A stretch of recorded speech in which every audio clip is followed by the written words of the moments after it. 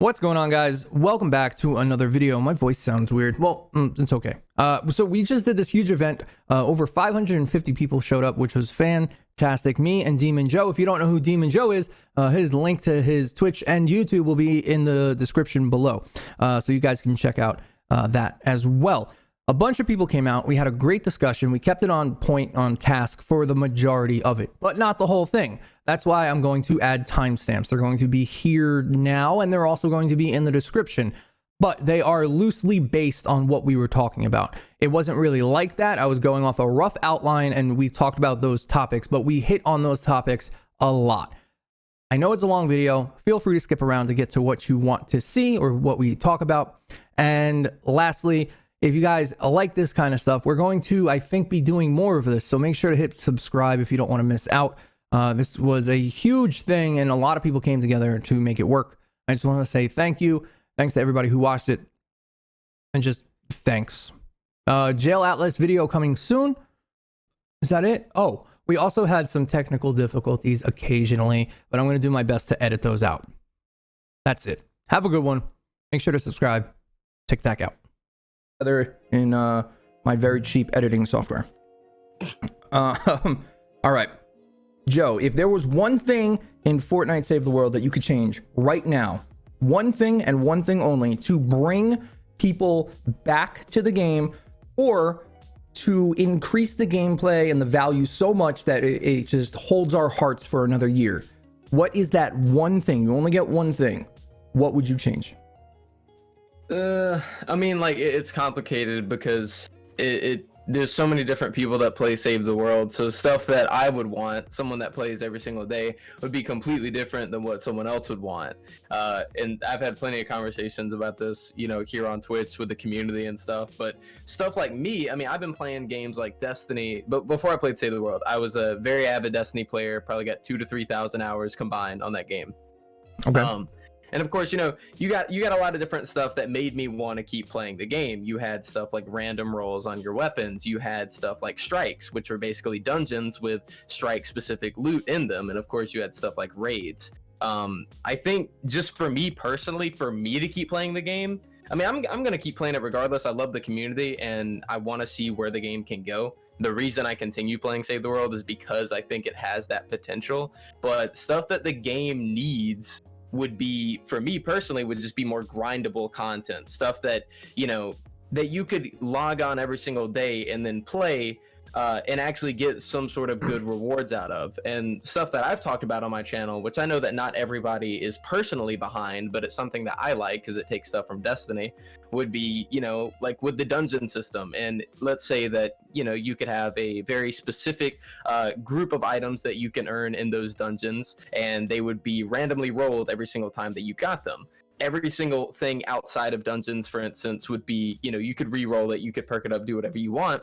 But I think that adding like some kind of content in the game that would be repeatable, something like random rolls on weapons that can't be re-rolled but can instead be perked up, would be something interesting for me, because I could log in, run, you know, a specific dungeon that has a weapon that I want in it, like let's say like 5 or 6 times, and be like, okay, you know, I didn't get what I wanted, yeah, I didn't get the rolls that I wanted or something like that. I'm like, okay, you know, I'll go do something else. But I just don't really, I don't think that, you know, every single time with Save the World, we get a new weapon drop, and the second you get the new weapon, you can make it as strong as, you know, possible right out the gate. Right. I agree. Time. I agree. And I don't think random rolls should be something that the game should go back to like it did in the beginning, where everything should be random rolls. Because as we've seen with the community, you take something away from the community after they've had it, and people are going to get really pissed off. And this is mute me if you have to for YouTube demonetization. But you know, you give the community something, you take it away, you're going to make people mad. That's something like AFK WARGAMES, for instance. Whenever people get used to it, you take it away, people aren't going to like it. And so that's kind of what random rolls would be if you were to implement it into the entire game and kind of take away the recombobulator. Well, here's the thing though. It's funny that you say that, and it's also funny that you bring up Destiny. I'm going to touch on both of those things from my perspective. If anybody's seen my last 2 videos, I keep comparing it to Destiny for 2 reasons. One, it has that grind factor, that what I need this specific thing you know, what can I do to get it? Okay, I have to do the Inferno dungeon. Okay, let me do that, and maybe I can get a weapon. Maybe I can get a sword. Maybe I can get the flame sword that drops from the monster in the lava. You know, there's something there. And then on top of that, maybe it doesn't have the best rolls on it, so I run it again. That's very similar, especially to Destiny 1 loot system. Like, you can get what you want, but it might not be exactly what you want. And although you're happy and there's that cycle of enjoyment, there's still a tangible grind there. You're getting something tangible. And I think that's a big issue with this game. Another thing that I compared it to Destiny was, we get events that are recycled. And I mentioned this in my other video too, where there was an event that goes on in Fortnite Save the World. Its perfect example is the love event that we're on right now, right? There's absolutely nothing for anybody who, if you played this event the last 2 years, to do. There's no quest, there's no new items, there's nothing. Now, granted, if you're new to the game, you get Love Ranger Jonesy and Anti-Cuddle Sarah, and they're decent heroes, and you can use them in a lot of loadouts. But if you've been playing the game for a while, there's nothing for you to grab. And again, in Destiny, they recycle their events. They do. They have the bakery event for Christmas. They got whatever. There's the Dawning and right. There's Iron Banner. There's Festival of the Lost. Yeah. There's events. But how come people are still excited to play those events, even though they're the exact same events again?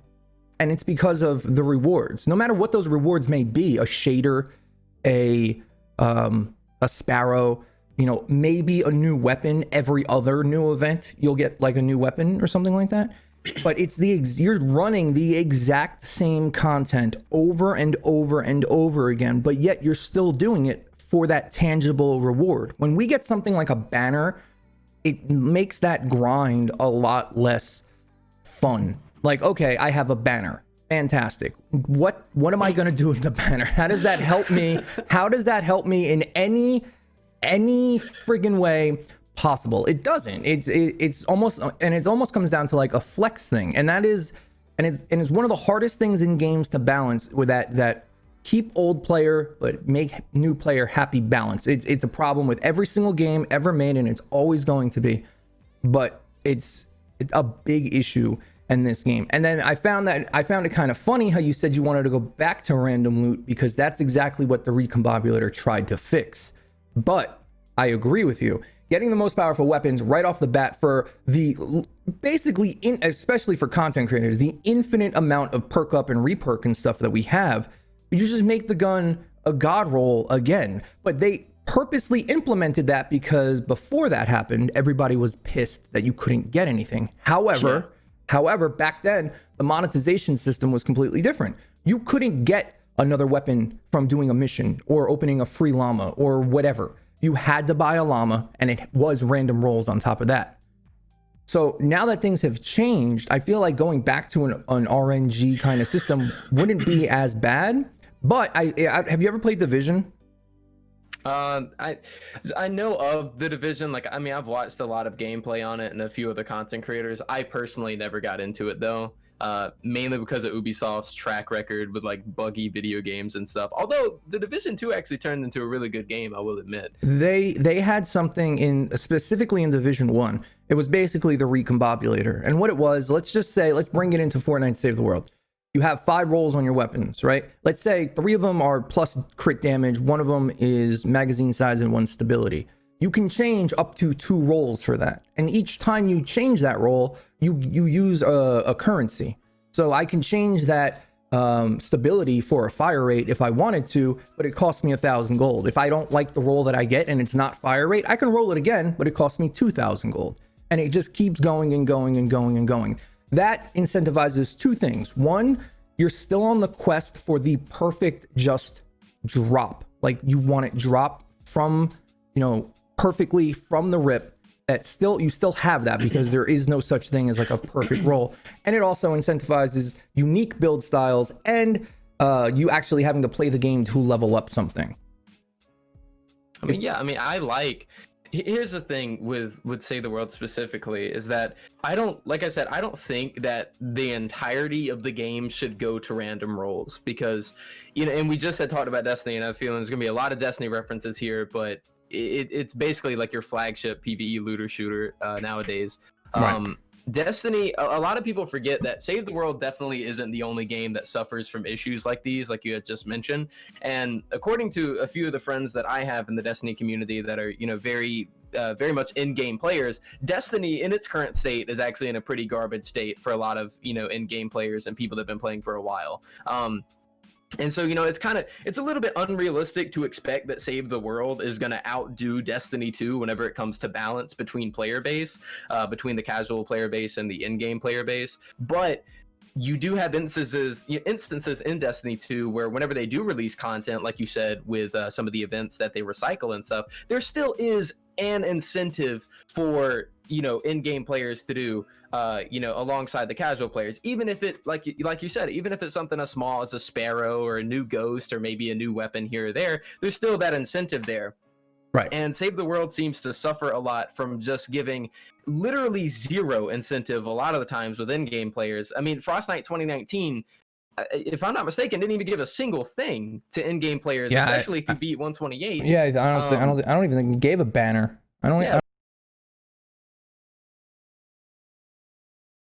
Is what killed Destiny 2 at launch, and it's why I quit the game.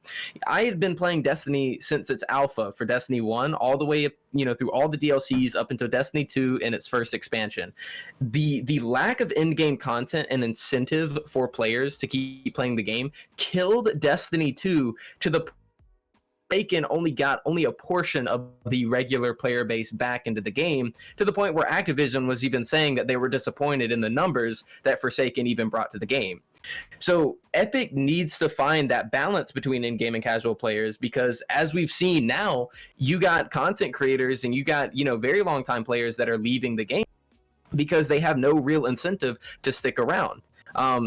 And as we were talking about earlier, we were talking about, you know, the whole random roles thing, going back into this whole balance of the in-game and the casual player base. I don't think that random roles should be a thing across the entirety of the game, because that's not really going to sit well with casuals. You know, the perk recombobulator has been a thing for a while. If you take that away from people, they're going to be pretty mad about it, and it's going to upset a lot of people. You there? Yes. Okay, dungeon cap. Dungeon cap was the last thing you said. Okay, so what I was talking about is let's say that you have a different version of the Grotto dungeon. Okay. You go into the Grotto dungeon, you kill the 4 blasters at the end, and you have, let's say, a 5% chance to get a dungeon cache after you kill the actual enemies. And that will drop a weapon that is oriented with that actual dungeon boss, which, let's say it's like a blaster assault rifle. And you get that weapon, it's extremely special. You can only get it from that activity. It's not handed to you via questline. It's not handed to you via the event store. You got to grind it out and get it.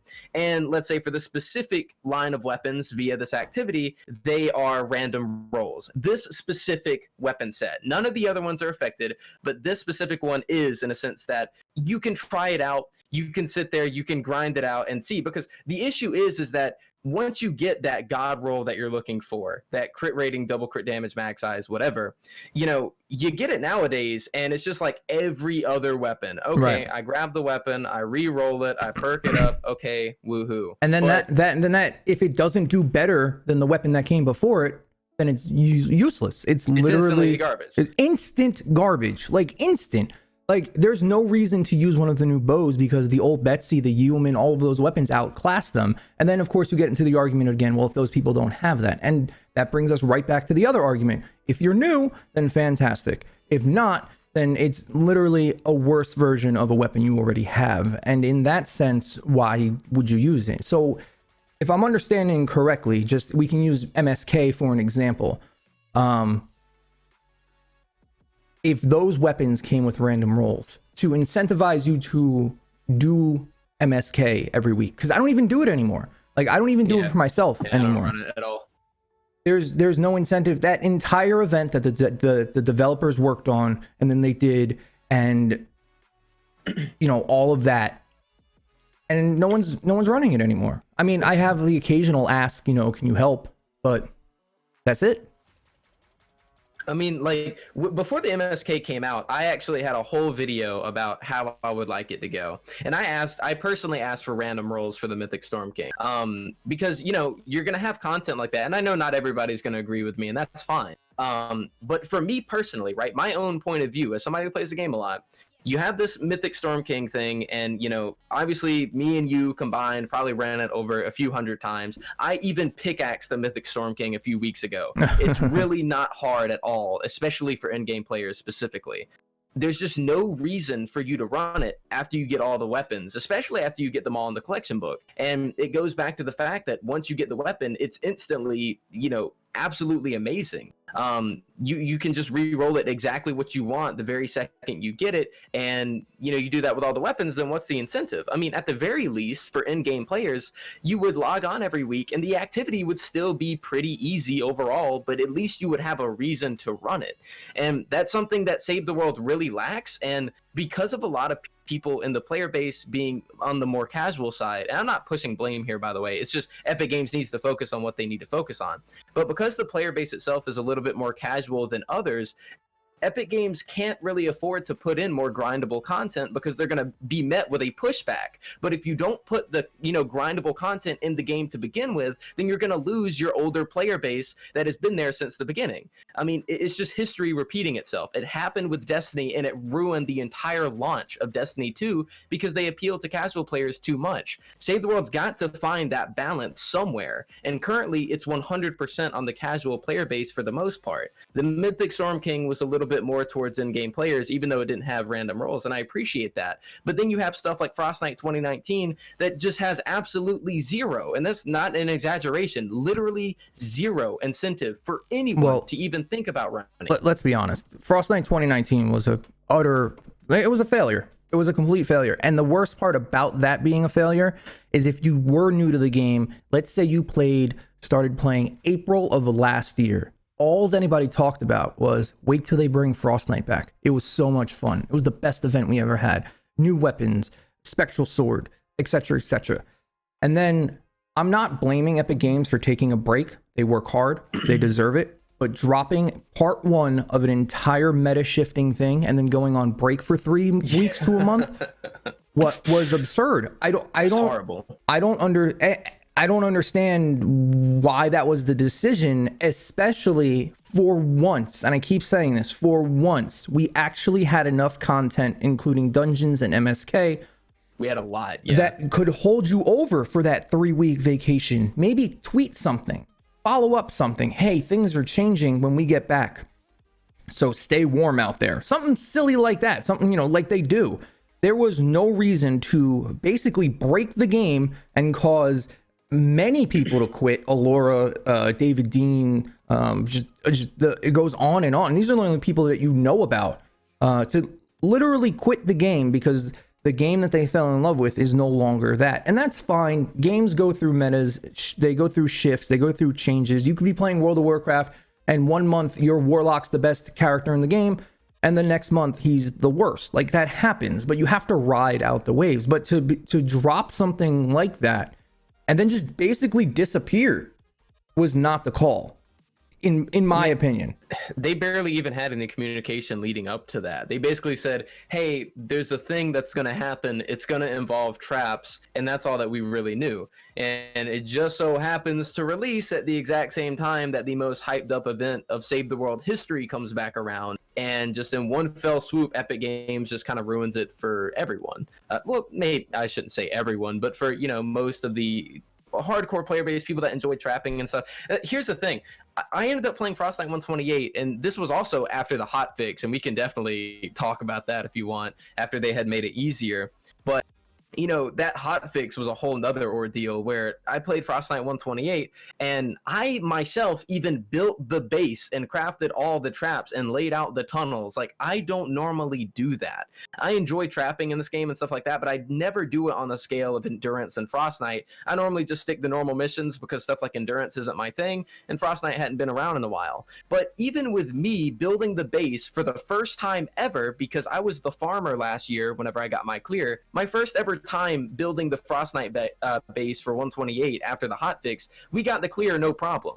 it was so easy after that hotfix as well. And they didn't even bother to put in like a 140 version after that for even more incentive. You know, they practically just, you know, made the 128 version laughable and clearable by everyone, and not really any more incentive past that after that hotfix. They just basically, what it looked like to me is that they implemented the new trap changes, and in a panic they were like, okay, we're freaking out, let's go and throw this hotfix in there, and then just quick band-aid fix. You know, I feel like the entire meta shift was just, I don't even know if it was on purpose. I mean, if I were at Epic Games, seriously, I feel like it got pushed out either prematurely or someone just didn't know what they were doing. But you can't just say, hey, by the way, we're rebalancing the gas trap to still be the best gas, you know, to still be the best ceiling trap in the game. It's like, well, you didn't really rebalance it. You just kind of made it a little bit worse, but nothing else is worth touching. It's, you know, if you're going to do it all at one time, or don't do it during a major event that people have been looking forward to for an entire year. Yeah, I think the timing made it so much worse. This is just my personal opinion. I think the changes that they made for the base game are completely fine. Yeah, normal missions, it's fine for the most part. For the most part, a smasher should be something you should worry about. Propanes blowing up one or two of them is fixable in a normal mission. There aren't propane waves, as in a sense as like endurance when there's 36 of them spawning. You know, it's in the base game, you can actually run around and fix things that may happen or focus down the bigger targets. But I feel like, especially before the hotfix and the enemies were still level 330, they just like forgot endurance existed. Like it just wasn't even like how did that conversation go? All right, we're gonna make propanes blow up tunnels. Okay, let's do that. It'll counter, you know, the players and make them play on their feet. Okay, well, what about endurance? And then like what's endurance? It literally, how could they have seen that going well? And speaking of endurance, like we've had game modes that just have died. War games, one of the most popular things that they've released, is dead. I don't know one person who plays it. Maybe somebody plays it for the daily reward, 8 minutes out of their life, and that's it. But no one is playing it. They're not there. It used to be they would drop a new war games every 2 weeks, give or take, every 2 weeks, a new modifier, a new something, a new daily, something within war games. And now it's just it's a completely dead mode. And chat's saying it's because they don't test anything.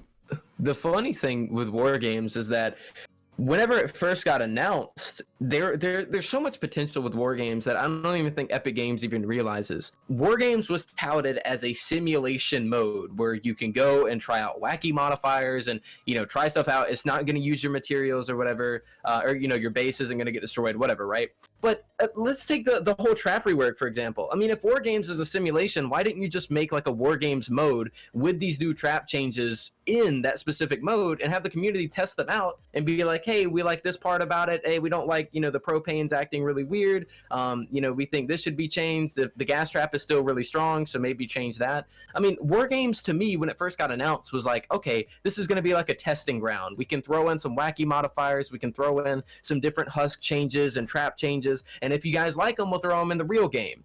But they never did that. They just did a season worth of war games modifiers and then completely forgot about it. And it just exists and it's on the back burner. And like you said, people only do it for dailies, if that. You know. That. And you know what's crazy to me? I see. I was scrolling through YouTube, and I mean, this is kind of a very small tangent, but kind of it works for what we're talking about, simulation kind of thing, right? Have you seen what they're able to do in creative mode?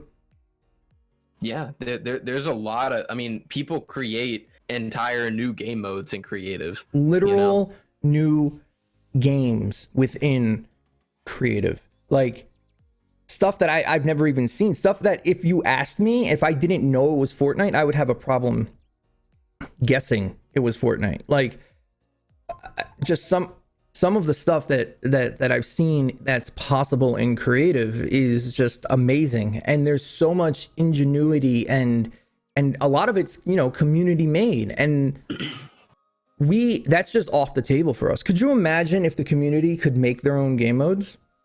Dude, I mean, it's just like games like Halo, for example, with the Forge mode. You know, you don't like the campaign, you beat it, you've been playing multiplayer a long time, you getting bored with it, hop into custom games and play on a map that somebody made with a few different friends, and just enjoy that. It's something that community made content is something that developers have been taking advantage of for over a decade easily now. You got games like Far Cry and Halo, and obviously Minecraft mini games, and of course you got Creative and Fortnite. If Epic Games were to allow our community to create community made content, it would be so much easier on them overall with making content. I mean, they could even go as far as to do like an Epic Games approved community made game mode or map or something like that every single week, and be like, hey, this has our seal of approval, it was made by so and so, this is going to be the weekly mode that you can play for actual like the rewards block or something. like the block, but for Save the World. Yeah, like the blog. That's what I'm thinking of. And have it appear in like the news tab, and then it'll be a separate pin on the world that you can click on, and they'll actually give you rewards for playing it. Let's say that the rest of them you don't get rewards because maybe they're missions that people made that can be done instantly so that you could farm it, whatever. But Epic Games could pick themselves every single week, a community made map or a community made type of mission or whatever, and you could play it for rewards that week, and it would give people something to do every single week that Epic Games wouldn't even have to do themselves, except for pointing a finger and picking it out.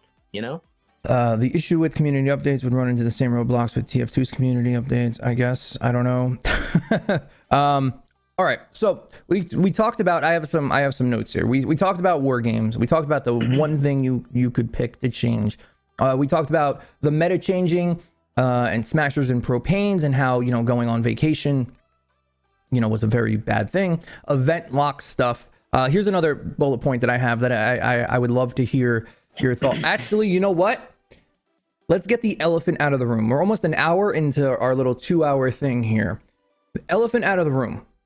What is, because I keep seeing it come up in chat, what is your full, I'll tell you mine afterwards, what is your full thought, opinion, everything about the locker, the delays, skins, and what does that mean for monetization in Fortnite Save the World? Okay. So I'm probably the biggest proponent of the locker, or at least that. Right, me and you definitely have different views on this. That's why I want to go on it.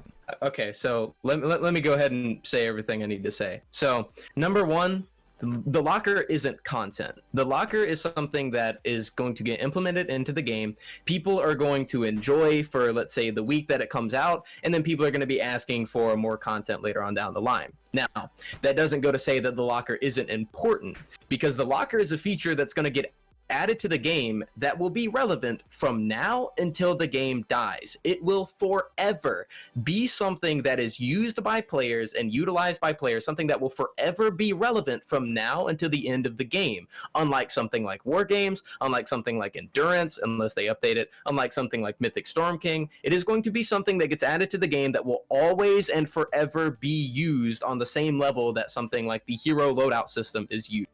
Okay. Even if you're an in-game player and you don't even care about cosmetics, you are the 0.00001% of people that don't. Because if it weren't for something like the locker, Epic Games would not be a multi-billion-dollar company. Now, the locker, in my opinion, is extremely important that it gets into the game, because in my personal opinion, it is the only shot that Save the World has to do better in the future. On the current road that we've been on now, where we get itty bits of content as well as tons of bugs, and then a little bit of content and then tons of bugs, it's going to keep happening over and over and over again without the locker. And so people that are saying the locker shouldn't be here, they should focus on other things, they've had years to focus on other things instead of the locker, and nothing has changed. Get the locker in the game, because it's the only chance that Save the World has to actually get somewhere. And it's not a guaranteed thing, but what everyone, what's on everybody's minds is that whenever the Epic Games higher ups kind of see that Save the World is actually pulling in some money. It's actually doing, something. It's actually getting on their radar, because companies, they don't speak English. They don't speak the common language. They speak dollar signs. They're only going to, support a project if they see profit in it. And so the only chance that we have is that the locker it is successful, and the higher up see that and then want to pour money into the actual development cycle of Save the World. It's not a guaranteed thing by any means. It definitely isn't, but it's one of the only things that Save the World has a shot at getting that could drastically improve it, later on down the line. The locker, it's not going to be something that's going to tide people over from content. It definitely isn't going to be that, but it is going to be a feature that's going to be relevant from now until the game dies. And it's definitely something that does have the potential to get Save the World the limelight that it needs from the higher ups. Anytime that I'm frustrated with Save the World, I try not to take my anger out, quote unquote anger, out on, let's say, Epic Bodhi or, Dave the Buck or Magis or the Save the World dev team. Because I genuinely feel like they want what's best for the game. There are a few things that they've done in the past that are a little questionable, but I will say that I feel as though they are passionate and they want the game to be the best that it can be, just like we do, but they're only limited by the resources that they have. And I feel as though the only way they're going to get more resources is if the people that run the company see dollar signs. How are they going to see dollar signs? It's definitely not going to be through smorgasbord llamas. They're not going to be able to see a ton of profits come through that. It's only going to be through something like the locker. And once it gets added, it's there, it's done. It's going to be there for the rest of the life cycle, and Epic Games can finally go on to focus onto something else. In regards to the delays, I feel as though Epic Games, the recent backlash that they've gotten, if they could have just told us about it like a week beforehand instead of the update of, and maybe gave us a sneak peek as to what the locker looked like, people wouldn't be as mad. But a whole nother topic that definitely needs to be talked about is communication, because Epic Games has been doing an absolute horrible job on the list. Front. Okay, so I think this is a good topic for me and you to talk about, being that you're younger and I'm older, go figure. I'm a Zoomer. You're a Zoomer, I'm a Boomer. This is the Boomer and Zoomer channel, by the way, guys. If you didn't know. I agree with a lot of what you said. I agree that it needs to be in the game. One thing that I mentioned on the first Commander cast is you mentioned finances, right? The big wigs of Epic Games are never going to invest money to Save the World if they don't see dollar signs. But currently, there's no way for them to get those statistics of how much Save the World can actually make. Because if you're a late game player, especially if you're a late game player, my one option to spend money is to buy a llama, which I never need unless there is a trap durability legendary survivor that I happen to need. That being said, I would rather spend my 1,000 V-Bucks in Battle Royale. And now you're taking the V-Bucks that I earned or bought, and I'm spending it in a different game mode. So that's a huge issue. Yeah. I'm so happy you said that skins are not content, because they're not. And I'm very, very worried that that's what we're going to receive in 12 point whatever. And that's it. Hey, we've been working on this for 3 months, 4 months, a year, 3 years. And here you go. I think 6 months ever since they first announced it, and it's been half a year since Season X where they said that they were pushing for it. Okay, so it's been 6 months. Here's your 12.0 update. Here's your locker. Everybody's been asking for it. We'll see that in 13 or 12.5 with a quest and one new hero, because we just spent 6 months working on this locker for you guys. So you should be happy now. Now, I want skins and stuff to be in the game as much as anybody. I don't care as much, but I understand I would like them in. They're cool, right? You spend the money in Battle Royale and you get the skins here. For as monetization goes, I really think that Fortnite Save the World would work really well with a battle pass. If it's eventually going to be free to... Oh God, be careful. Be careful, TikTok. People get angry when you mention battle passes. Well, I speak from experience. Okay, well that's fine. That's fine. All right, let me say it this way then. Something like a battle pass. Using battle pass as a reference. Something that you can spend a little bit of money in game. You give a little money up front and allows you to progress through something. And I gave an example like this. If tier 100 of this hypothetical battle pass was a thing and it unlocked a weapon. It unlocked content. Let's hypothetically say a weapon. And the only way to get that weapon was to get to tier 100 of the battle pass. Would you do it? Yeah. I mean, it would give me incentive to play. Now, I don't mean to cut you off. Go ahead. Now, there is going to be issue, which this has been fixed in the past, but it's whether or not Epic wants to do it.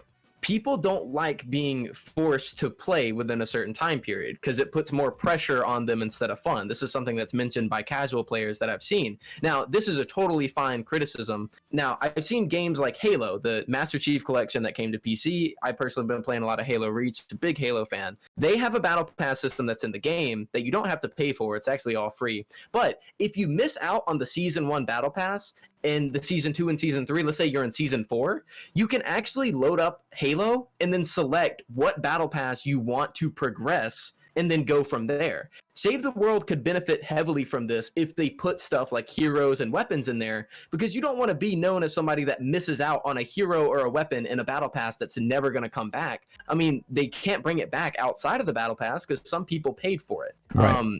You know, unless it's in like the free version or whatever you say. But I think a battle pass would be great. They would have to be careful about how they implement stuff, make sure there's no crazy pay to win. Let's hypothetically say something like a battle pass. This is, you know, something that the collection book, but with better rewards. Right. Incentivizes a grind towards something, a goal, because there are no goals in Fortnite. Like my stream, they're like, why don't you run dungeons? And I'm like, because why the f am I running dungeons? There's literally nothing in there that I find interesting. Like Isherwood does his time trials and that's cool and all. That's just not for me. That's not what I play video games for. That's not how I get enjoyment out of them. So for me, Fortnite Save the World definitely needs a redirection on what goals are.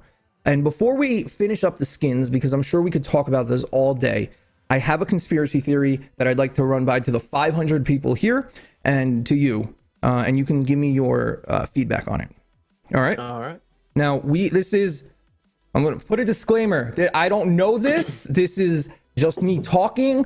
I don't have any insider information or anything like that.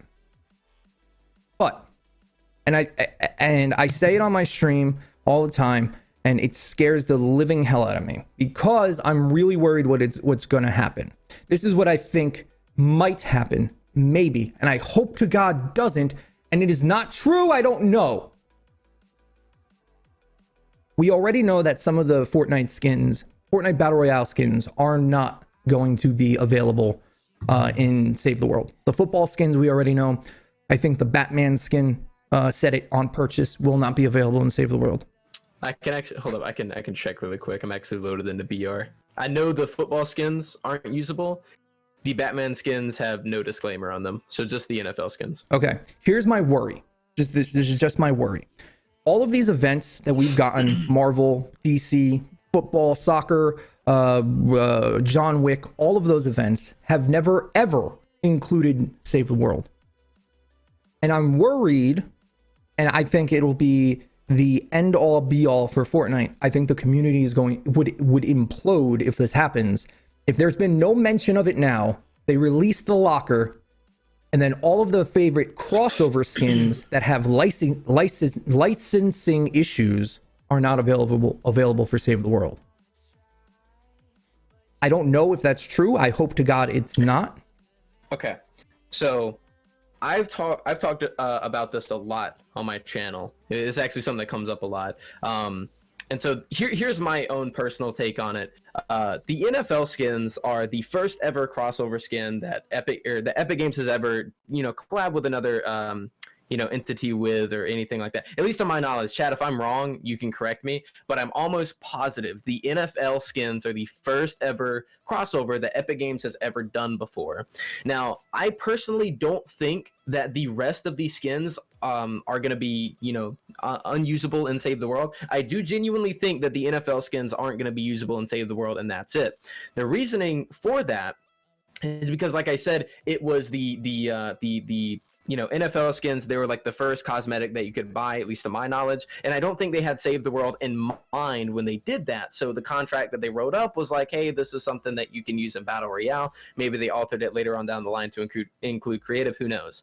But they're currently the only skins in the game that do have that disclaimer on them. Now, the reason I don't think that the rest of the crossover skins, why I think they are going to be usable in Save the World is because they did come on later down the line.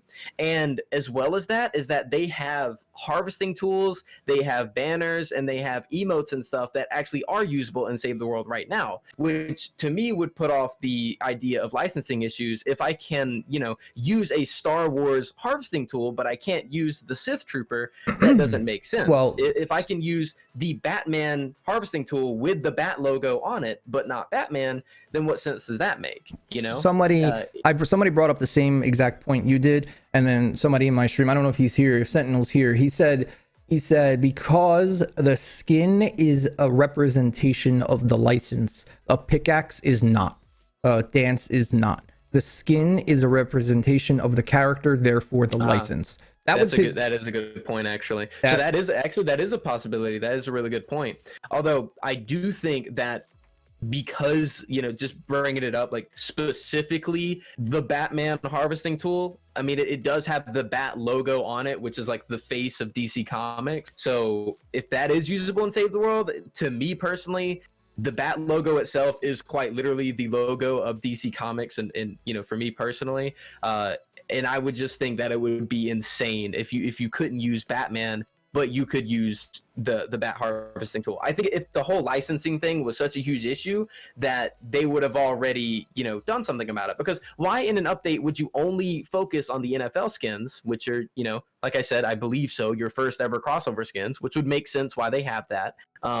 And not the rest of them, Right. Either it could be a visual bug that came out that, because beforehand, if you were buying packs, let's say, like the Dark Ranger pack or, whatever, the cosmetic packs for real, world money, they would actually have a disclaimer at the bottom of the pack that says, quote, note, not all items may be available in the Save the World mode. So maybe what they have on the NFL skins was like a little bit of a test line that they were going to put across all skins until the cosmetic locker came out, or it truly is only for the NFL, truly only for the NFL skins, and it's not meant for the other ones, as those were, contracts and agreements that came up way later on down the line. I mean, I hope you're right.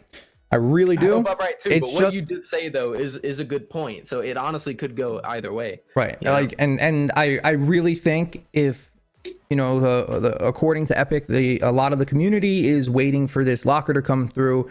And I know, like, I'm going to say at least 25% of my personal Twitch community bought the Harley Quinn skin specifically to use her as like an Outlander or a ninja.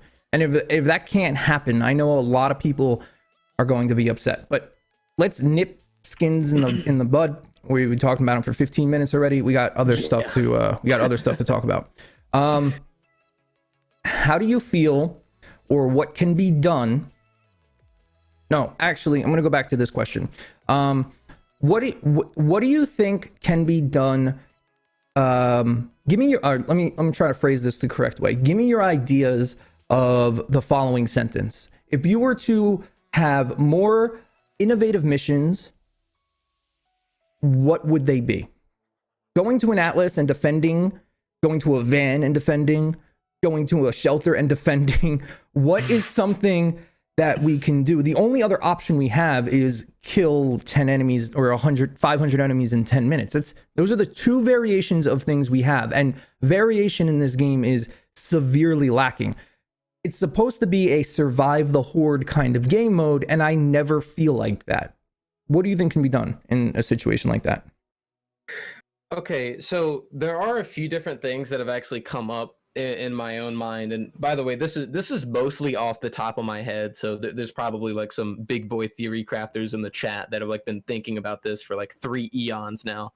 But for me, there's two different things that I've thought that could freshen up gameplay from the traditional missions that we have. Now, before I do jump into it, one thing I do want to say is that I wouldn't mind the traditional missions that we have right now as much if we had a new biome to play them in and new, environments to build the traps around and a new area to just look at, right? Not saying that the missions we have are perfect. I'm just saying that I would definitely be better with these actual missions if we had a new biome. I personally don't really care about the Twine Peaks storyline, but I do care about the Twine Peaks biome. That would definitely help freshen up the insane repetitiveness that we have now. But there are two things that I think would be really cool that we can have, and one of which is something that Deliver the Bomb desperately just really fails on, and that is a game mode that is part offense and part defense, because that's something that Hit the Road attempted, and what it really was the occasional husks are going to spawn every 20 seconds and maybe touch your van and piss you off, and that was pretty much Hit the Road, and then you defend at different intervals, and then a big defense at the end, quote unquote big defense, because you could just build the same thing every time and AFK it until the damage pulse mini boss. Exactly what would happen. You would fight for the van and be like, this is the meta, this is how you stall it would be a stall build. They would stall the friggin', never mind, go ahead, keep going, sorry, I didn't mean to cut you off. Basically, I personally, just like with what was it called? It was called it was the mode that came out in BR that inspired Hit the Road.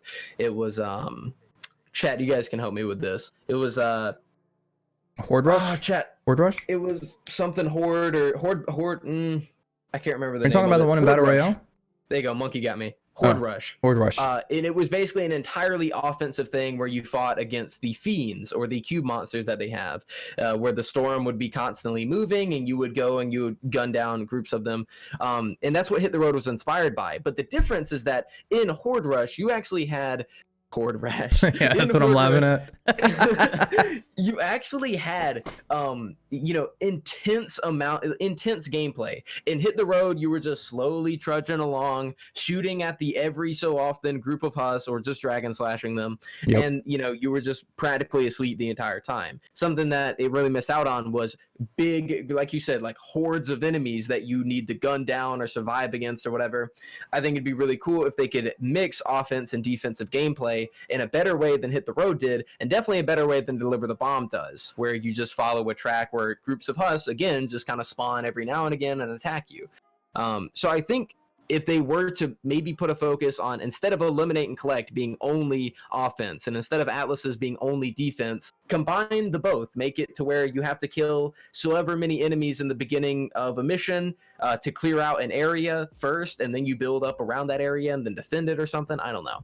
And you fight your way there or something. So I think a mixture of offensive and defensive gameplay would be really cool.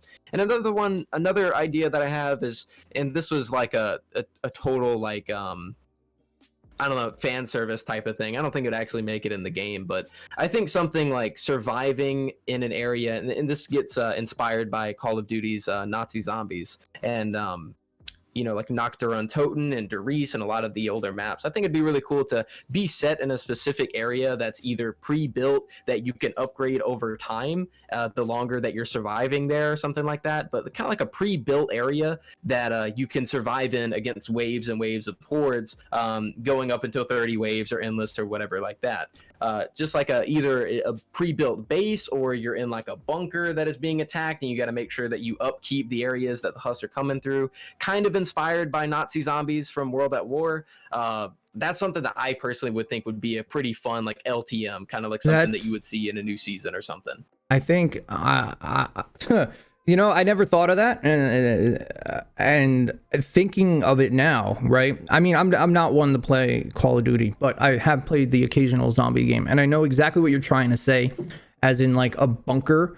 So like for a game that we are literally allowed to build our own defenses, there's no real incentive. Again, we're speaking about incentive to do so. So you're right. What if you were to either have a set time frame to build your own defenses, or have like a pre-made thing where after you complete a certain amount of waves, it would almost turn it into what's that game, ogre Ogre. Orcs Must Die. Orcs Must Die. Love that game, dude. That game was so fun. Right. So as you go, you're able to upgrade. You could even bring in the recombobulator. And, you know, you, as the mission goes on, you can upgrade your traps. Oh my God, TikTak. Right. And then, so you can build your own tunnels, and then you have your own traps that as you're killing husks, and let's say they drop gold, you use that gold to upgrade your weapons, your husks. And there, if you really want to go with it, you can make it like mini quest objectives within the thing to unlock a new area. Just like in, the only one I really put time into was Call of Duty, the one in the amusement park. So like you would start off in the ticket booth area, and then you'd open the gate, and then you'd be in like the main area, and then you can unlock the roller coaster, or you can unlock Advanced Warfare, I believe. Yeah. So like you could do all that while upgrading your weapons, while building your own defenses. I think that's a genius idea. Like absolutely genius. Like it's something that could. The reason I like it is because, like I said, a little bit of it is already pre-built for you. But it's something that casual players and in-game players could enjoy, because instead of being a blank slate like Endurance, where you have to build everything from the ground up, imagine some of the walls and some of the area that you're in can't be broken. It is already put there, some of which is pre-built, traps and pre-built maybe torn down tunnels or something like that. And it's an area that you can survive in, and just like you added on to it, where you progress throughout the defense, and you get better weapons, and maybe you unlock your hero's abilities the more that you play. So by wave 1, if you're a soldier, you only have a frag grenade. By whatever you get, commando, not constructor, and stuff like that. And so it combines being able to use traps, but because it's an LTM, because it's something that's limited, and you get more stuff as you progress, you're not going to be able to start the defense and AFK the entire time. Your traps are going to do work, but you still have to fight, and you still have to use your abilities and stuff. And maybe as time goes on, you can build like the god defense by wave 20, and you just have tons of traps everywhere, and you got them funneled perfectly, and you're really sitting good. You got tons of upgrade points for your weapons and stuff like that. I think it would be fun, man. It's something that combines what people love, which is Call of Duty Zombies. It takes the building aspect from Fortnite. It takes the abilities and the heroes that we already have, that are already in the game. It takes the run and gun, and even progression within the mode itself that resets the next time you play it, so that you can keep running. And so you're either incentivized to run it all the way to wave 30, or if they do make it endless, which they probably can't because Endurance already crashes enough as it is, but let's say they did make it endless, they could add a leaderboard, they could make and that would be the incentive right there, making it to the highest round like in Call of Duty. I think that, or just making it to the highest one that they have. I think the key word we keep coming back to is incentive, and with whether it be rewards for endgame players, or new missions for people to do, or even skins, or in Destiny would be shaders, but like skins in Fortnite, and or I mean what you just said, and what I added on to, in my opinion, that's a genius game mode, and it's already in the makings here, and I guarantee you it can be made in creative, or at least something along the lines. They recently installed this thing in creative where you can like flip through weapons, like they can cycle. Anyways, but I think that's an insanely good idea, because a lot of people talk about these things like there's nothing to do, but nobody's giving any examples or like ideas. And I don't want to be just another person who plays this game so much and has so much love for this game to just be another person saying, like there's nothing to do. Here's some ideas, at least try to put, my 2 cents, your 2 cents, the community's 2 cents into some ideas. And 6 cents. And then you have 6 cents. There you go. All right. Want to talk to you real quick about, on the same level, right? I was talking to my chat about this the other day, and we actually looked up some old footage, new enemy types, to add variety within the game. Did you know, I don't know if you know, or chat, I don't know if you knew, in alpha days, takers used to actually take you. That's why their name was, they would take you, lift you off of the ground, and suck your life force out. things to not say on stream. They would do the big suck. They would do the big suck. And like, they were dangerous. They were 100% dangerous. And that is something cool. If that was to spawn nowadays, right, it would give the team something to actually like look forward to or try to kill. Or like, you've played Left 4 Dead, maybe you have. Oh, I've played a hell of a lot of Right. Left 4 Dead. You know, when one of those guys, I'm a zombie. That's how I got into Save the World. I love zombies. You know how like what's the enemy that grabs you and takes you away?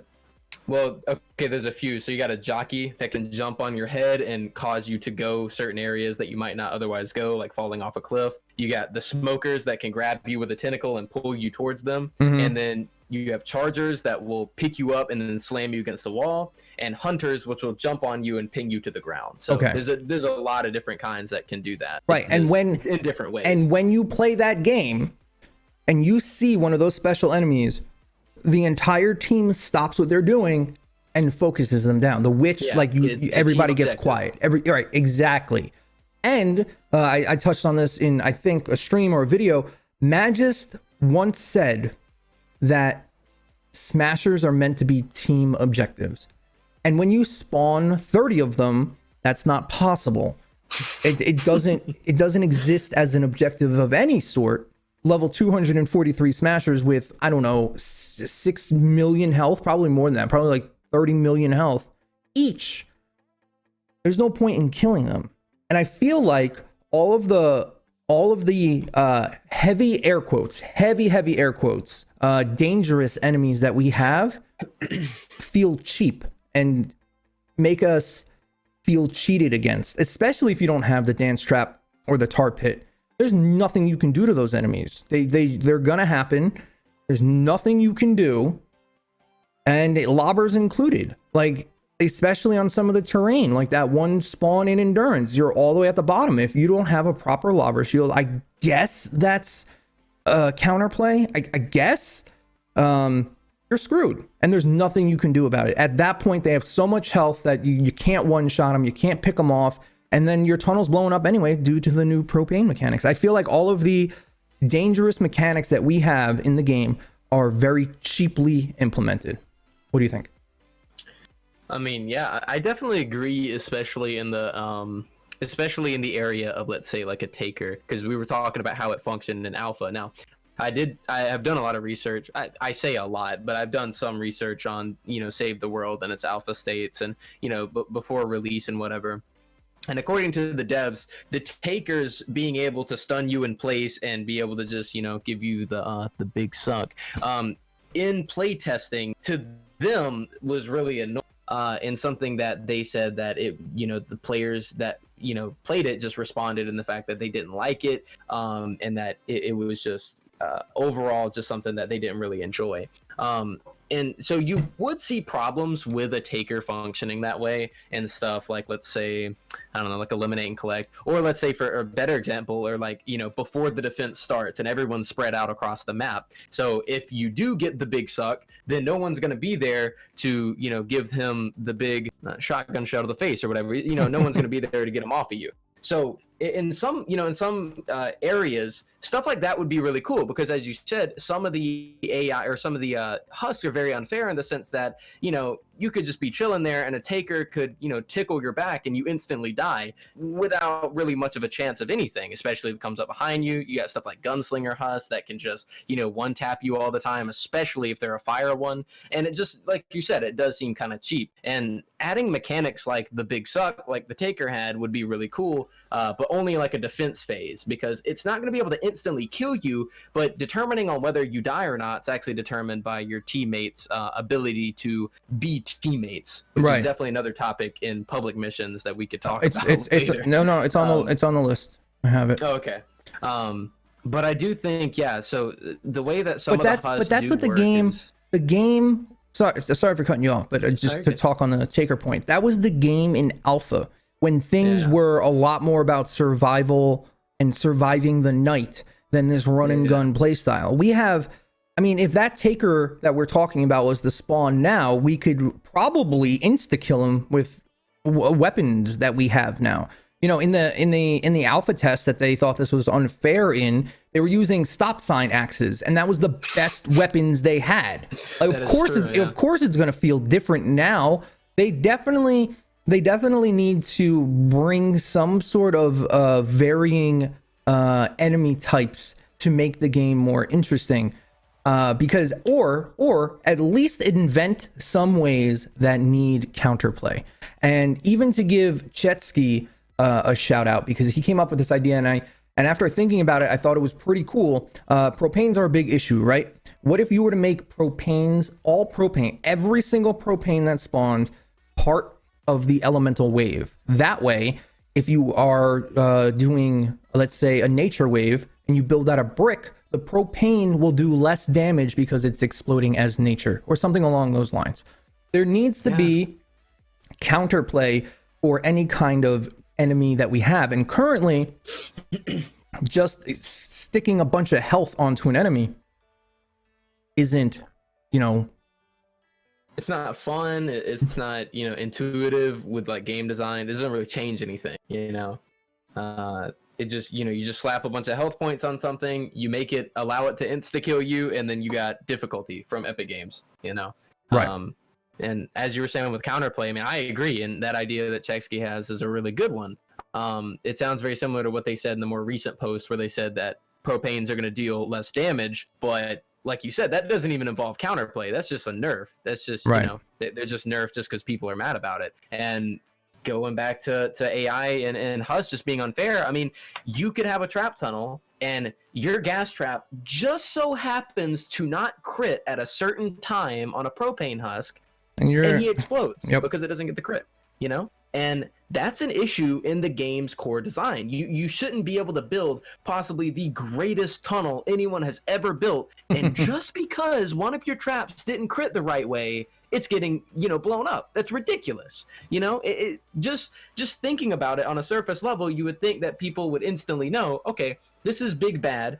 This is something that players can't really play against. It's something that they're completely susceptible to dealing with. Now, they could say that, hey, you know, you should fight in your own trap tunnels, and that's a whole nother issue in and of itself. You have propanes thrown at you, you'll get shot by gunslingers, you'll cause smashers to start charging at you. You can fight in your own trap tunnels to a certain extent, but also to a certain extent, it can do more damage than good. Most of the time. It just becomes frustrating, you know? Most of the time, it does more damage than good. I think so. It makes me question, do the people, you know, they even play the game? If they're, you know, if their idea is to implement something like the meta shift and the answer is to fight in your own trap tunnels, I mean, rule number 1 of Save the World is don't go near a trap tunnel. You can cause it to explode. You can cause something bad to go on. That is rule number 1. And it seems like Epic Games is just like, wait, what? What's that rule again? You know? Right. And that's the thing that everyone gets frustrated in pubs. They build a nice trap tunnel, and then you got old Timmy as an archaeologist just standing on top of it, and then it gets blown up because they're aggroing the smashers and the propanes, you know? Right. And like, so I honestly think that even with the current enemies that we have, right? Even with the current enemies that we have, I think there needs to be more counterplay involved. And I think that's part of the reason people got so mad with the Smasher inverted stairs thing, because that at least countered Smashers. If you didn't do that, you paid the price, and it's something you learn as a new player to do. And them taking that away without adding anything else, people felt cheated.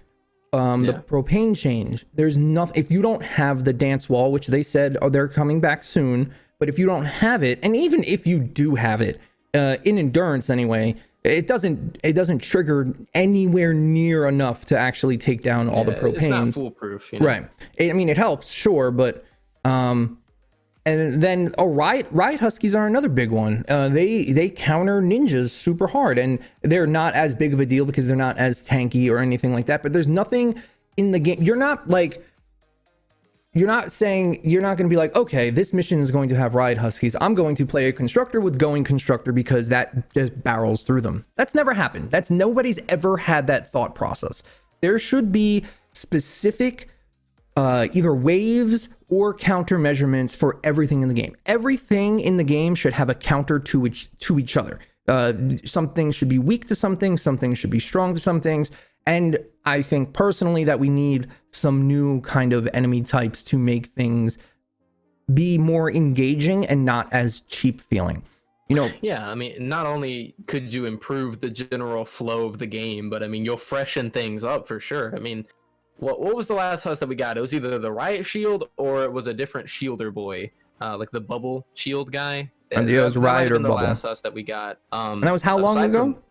Yeah, I mean, that was forever ago. And, you know, I get it. Adding new husks into the game definitely isn't as easy as, you know, abracadabra and then boom, you know, you got a new husk here. Because it's going to change a lot. I mean, adding a new husk can change the entirety of the game, just like adding a new trap to the game. I mean, you see how, you know, how much tar pits are used in tunnels. You see how much, you know, the sound walls. Oh, yeah, the healer husk, my bad. The healer husk was added, but I think it only shows up in Frostnite, right? Yeah, I don't remember seeing them. I don't see them much. Maybe just in Frost. I do see them in Frostnite a couple of times. I did run it for a weapon or two, but why aren't they in the base game? Why? Yeah, I don't know. I don't think I've ever seen a healer husk in the base game, but I mean, let's say healer husk aside, the healer husk doesn't really affect much of anything, or at least in my opinion. I never noticed any difference between Frostnite 2018 and 2019 with the healer husk there and with them not there. It just, to me personally, it just seemed like the same old aside from the meta shift. Right. The healer husk just practically didn't exist. They may have allowed the husk to live maybe, you know, one more tile, right? But that was about it. So adding a new husk definitely isn't as easy as just, you know, just saying that they, you know, we want a new husk and they add it, because it can definitely change a lot of things depending on how they go about it. But I think a new husk is needed in the sense that it would freshen things up and it could help balance and help find that balance that we kind of lack a little bit with the current husks in the game. I think it'd be cool, especially maybe something like a Mist Monster. I don't think we've had a single new Mist Monster aside from the Dino Boy replacing Blast. I think mini bosses should feel more like mini bosses. They don't. They feel like, yeah, they're not bosses at all. They feel like tanky enemies. All right, let's move on from there. It was another 20 minutes. Let's talk about, somebody brought it up in chat, and I'd love to hear your ideas on it, but I'm going to give you mine first for a change. Somebody brought up your thoughts. He wanted me to ask you, but I'm going to give you my thoughts first about jail building. All right. No. But here's the thing. Here's this might not go exactly how you think about it. All right. I didn't invent the jail, the original one. I helped popularize it. I helped make it popular. And then it kind of took over the game. But here's my thing. Me personally, I do it in private games. I don't do it on stream because it's boring as all hell. And what's it called? Jail building in itself exists for an underlying problem. If there was, and they actually just updated this, I don't know, maybe a few months ago, but it's not enough.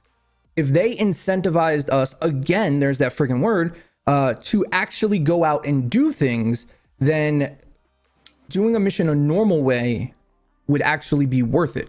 There's no way in hell you could convince me that running a 163 Atlas, or not Atlas, retrieve the data, right? At 163, let's say it has healing death burst, smoke screens, and exploding death burst.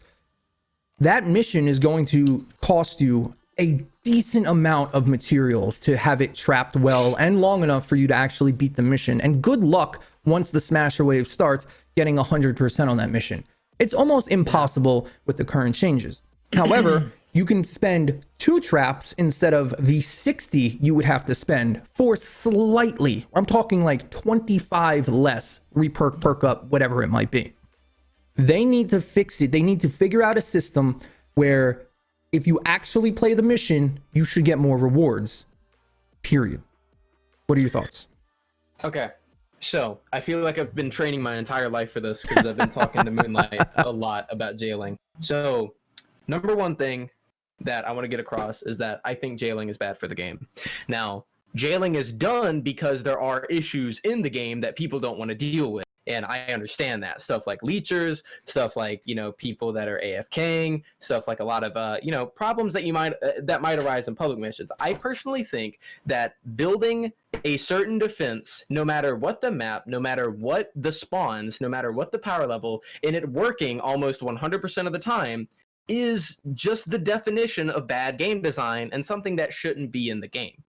Now, I don't mind people jail building. If you're someone that jail builds all the time, got no issue with you. You know, just please don't do it in public matches. I think that if you are jailing in public matches, I personally don't like it. However, if you are there before I am and I join the public match and you are doing a jail build, I'm not going to say, hey, you need to stop that and start tearing your stuff down, because you were there first. Play how you want, even though I think you should be in private. However, if I'm in the game first and I'm building trap tunnels and stuff, nobody should be going, oh, okay, we're jail building. Let's jail builds. You know, and I'm like, no, we're not. I'm trying to actually play the game. I want to play the game. I want to build traps. I want to have fun. It might be the most effective way to play it, and you might get the most, you know, rewards for the least amount of effort, but I don't like playing that way, and you shouldn't try to force me to. It creates a toxic environment.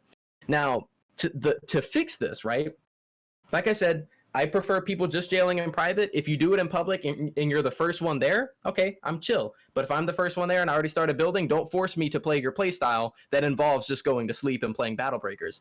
So basically, for me, the way that I think that they could help with this issue to keep it out of the game or keep people from doing it is adding a kill counter either throughout the entirety of the mission or through half the mission. So through the beginning, you have to kill so ever many husks, and then through the rest of it, you have like a 4-minute defense. Or killing so ever many husks gets you a drastic boost in the amount of rewards you get at the end to further incentivize people to maybe do it. Let's make sure we hear that word drastic amount of Dorastic. Yeah, like we gotta clap, like drastic amount. There's no reason that I should get 25 less reperk for spending 2 traps versus that 25 reperk for spending 60 traps. Mathematically, it makes no sense. Keep going. Now, what I do want to say though is that with jail building, like I said at the beginning, there is a reason people jail build to begin with. There is a reason, and I think that Epic Games should prioritize the reasons as to why people are doing jail builds to begin with. You know, it's just like the AFK Wargames situation. AFK Wargames was horrible for the game. Once you built it the first time, you had unlimited rewards until you died. That is not good game design. However, there was reasons why people were AFK wargaming. Wargaming? I don't know. But there's reasons why people were doing it. They didn't want to deal with the bad rewards that were in public missions at the time. They were terrible. You know, you could run a 140 raindrop and just get barely any to have a sip of water. You know what I'm saying? So there was reasons why people were doing it. And when they removed AFK Wargames without addressing the reasons as to why people were doing it, people got pissed off, and rightfully so. I think if you're going to address jail building, you need to address the reasons as to why people are already doing it, as well as take it out the game at the same time. I just think that if you have a defense that's going to work no matter what the spawns are, no matter what the power level is, and it works every single time, that's just bad game design. You have people being toxic in public missions because of it. Like I said, if you do it in private, I don't mind at all. And if you're there first, I don't mind either. But you do have a little bit of toxicity that does come from it, from players trying to force the play style on others.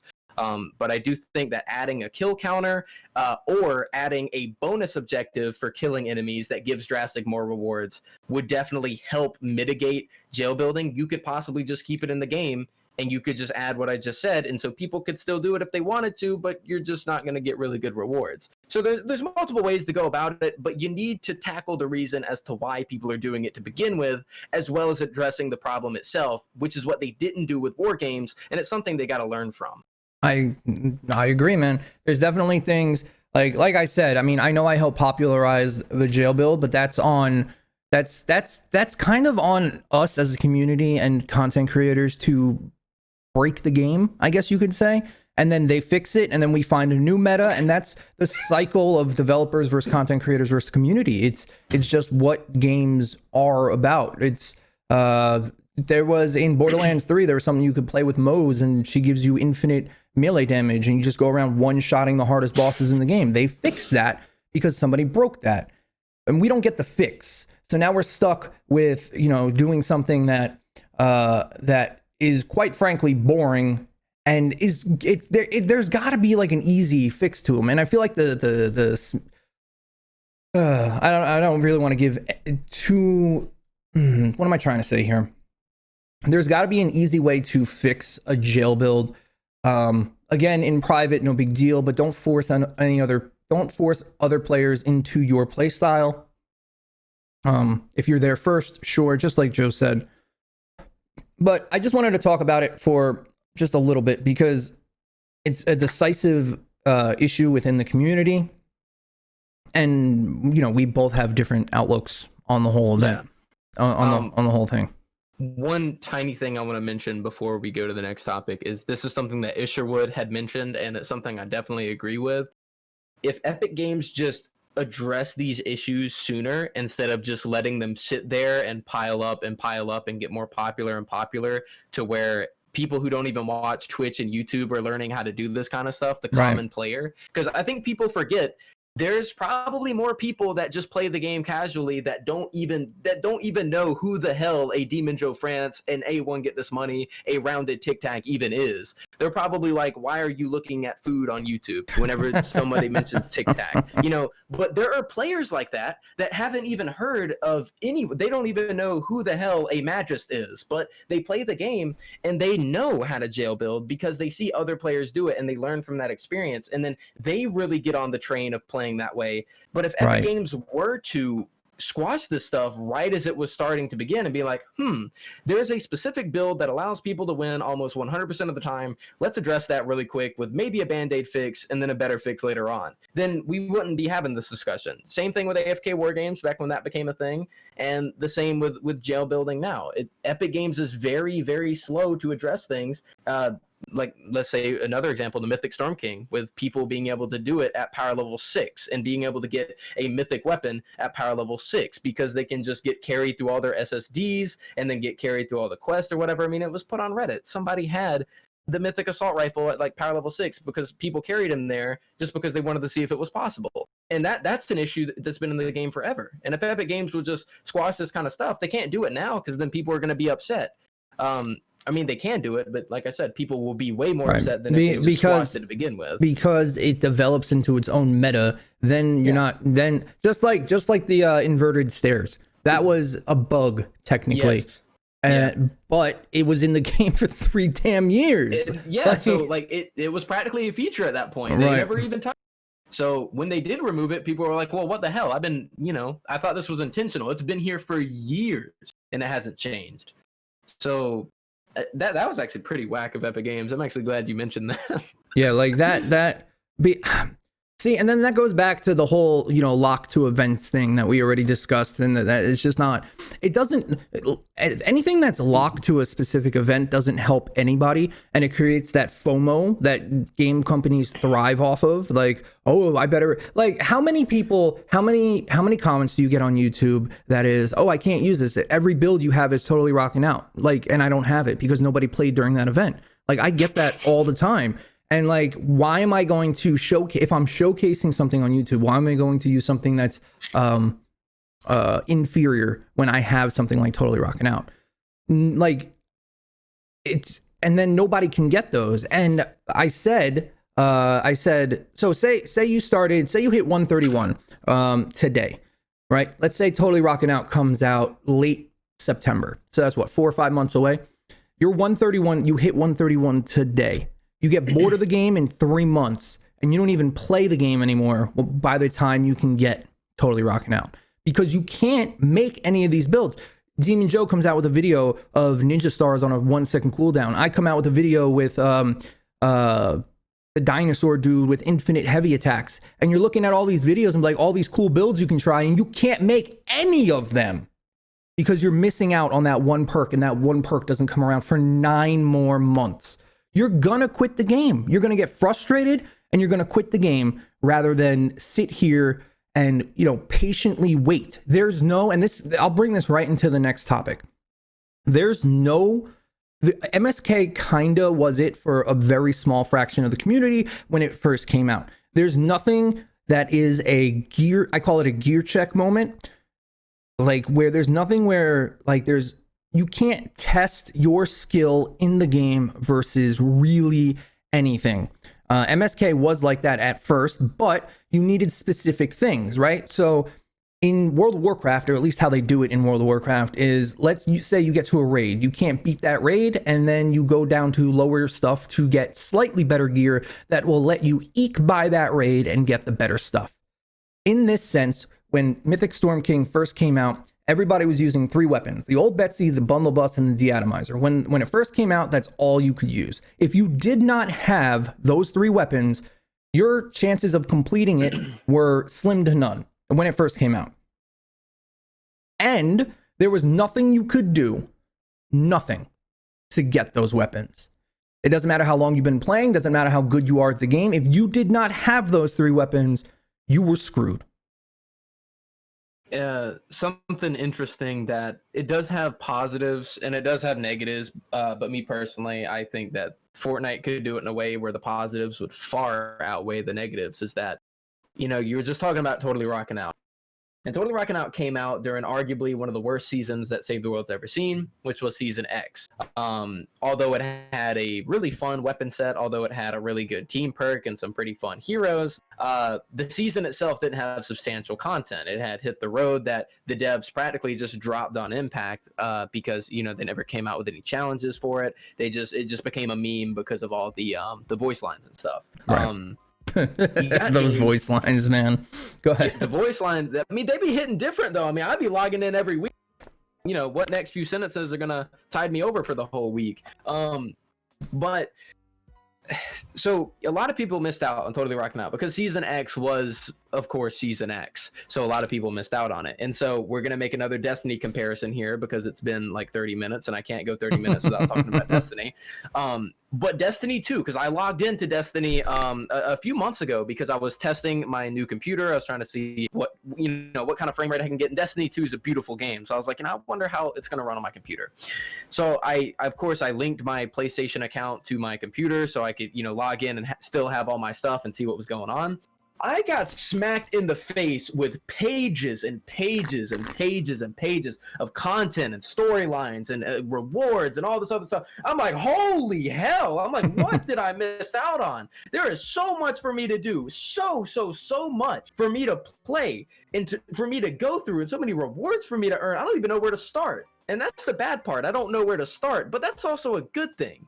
What Epic Games is missing out on here is that they are taking away that experience from a player that hasn't played in a while, instead of them logging on and being like, holy hell, I got like 3 quest lines to go through. What's this Jack's Revenge? What is this?